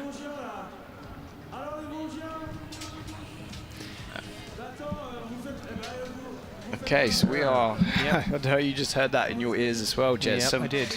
A little bit of drama to end our coverage with. We're hearing there is a change of positions in our junior men's race due to a disqualification. We need to just hear some confirmation, perhaps some on-screen graphics to turn that, but I think we are hearing that the winner of the junior men has been disqualified. Yeah, now that should be Kieran Miel. He's the young man who we saw in all sorts of tears at the finish line as well, Miel. So I don't know what's happened there. We will do our best, folks, at home to relay to you the information as we get it, but that's what we've had confirmed with us. Kieran Miel, junior gold medalist, as was. And yeah, in fact, I can see on the race results now that they have in fact disqualified him, and Jacob Homela of the Czech Republic has been awarded first place. Chad Walsh from Canada moves up to second position, and Jean-Pierre Duplessis from South Africa occupies the third position on the... So here we go, final results from our Youth B. Jez, I'll let you work your way down. It was that fantastic win for Finley Goodman, wasn't it, who had that brilliant final run to run right the way past Anthony Clayton and take the win in the Youth B men, the Youth B boys we'll call them. Finley Goodman with a brilliant performance, winning a great medal for Great Britain.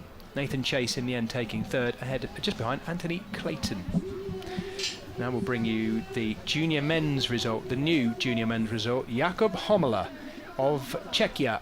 Very appropriate with that fantastic European Championship we had in Czechia this year. He is in fact the junior men's world champion.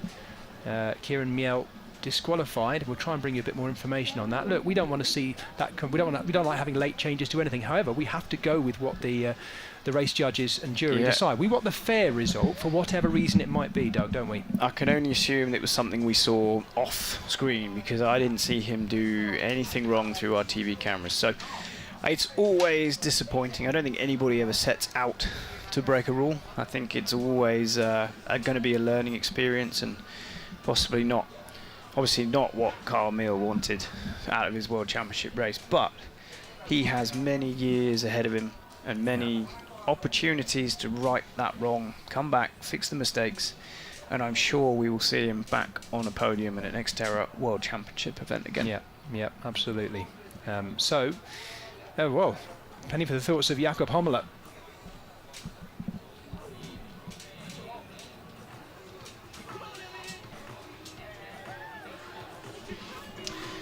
Okay, so we're just having it confirmed to us that it is a disqualification because he had kit outside of his box in transition and didn't then stop to put them back in. You see, this is what we're talking about.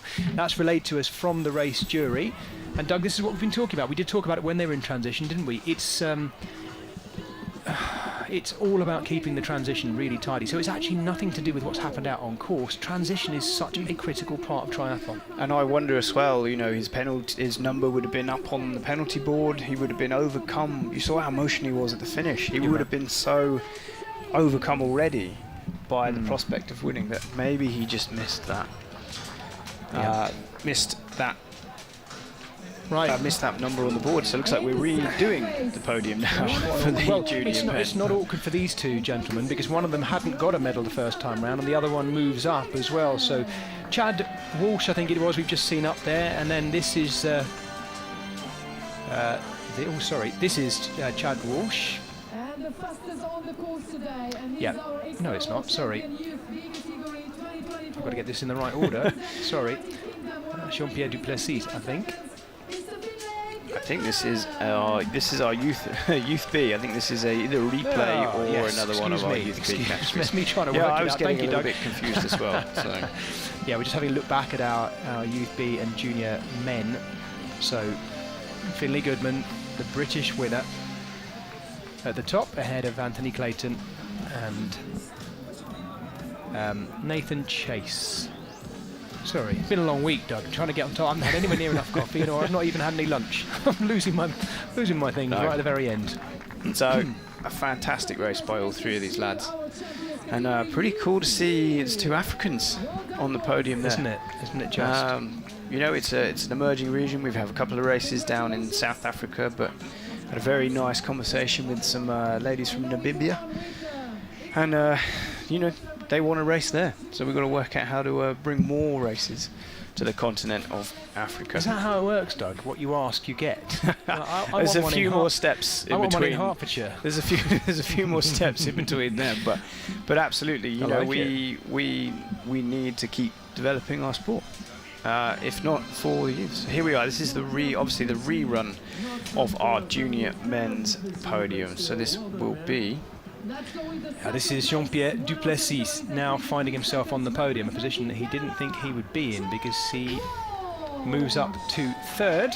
And I guess as disappointing it is from this disqualification, Jean-Pierre Duplessis did everything right. He kept a nice tidy transition. He obviously made sure that he did not pick up a penalty, and for me it's quite a just reward for doing everything right. Absolutely. Let's watch the face then of Jakob Hummler, who thought he'd won a silver medal and is now upgraded to a gold. What a moment, eh? Here he is. So that slide across the tarmac and injuring his shoulder is all worth it. He's already patched up, so this will numb the pain, I'm sure. Yeah, Jakob Hummler moving to the top spot. There it is, confirmed for you, the final result of the junior men's race after, you know, an unfortunate change. It happens. That's why we talk so importantly about keeping transition tidy. No, not casting aspersions on anyone, just the way it's worked out. But there we go, right at the very end, another new world champion, Jakob Hummler. Shame for him, though, Doug, of course, being that he's probably had a few more slaps on the shoulder. He thought his slaps on the shoulder had finished, and now they've started again. He doesn't need it. For those of you who weren't with us earlier, you might not have seen, he's obviously come off the bike at some point. He's skinned his left shoulder. He's now got it. I think it might be actually have a bit, by the looks of it, there could be a bit of padding underneath that shoulder of the XTERRA Champions jersey that he's now wearing. Fantastic XTERRA kit.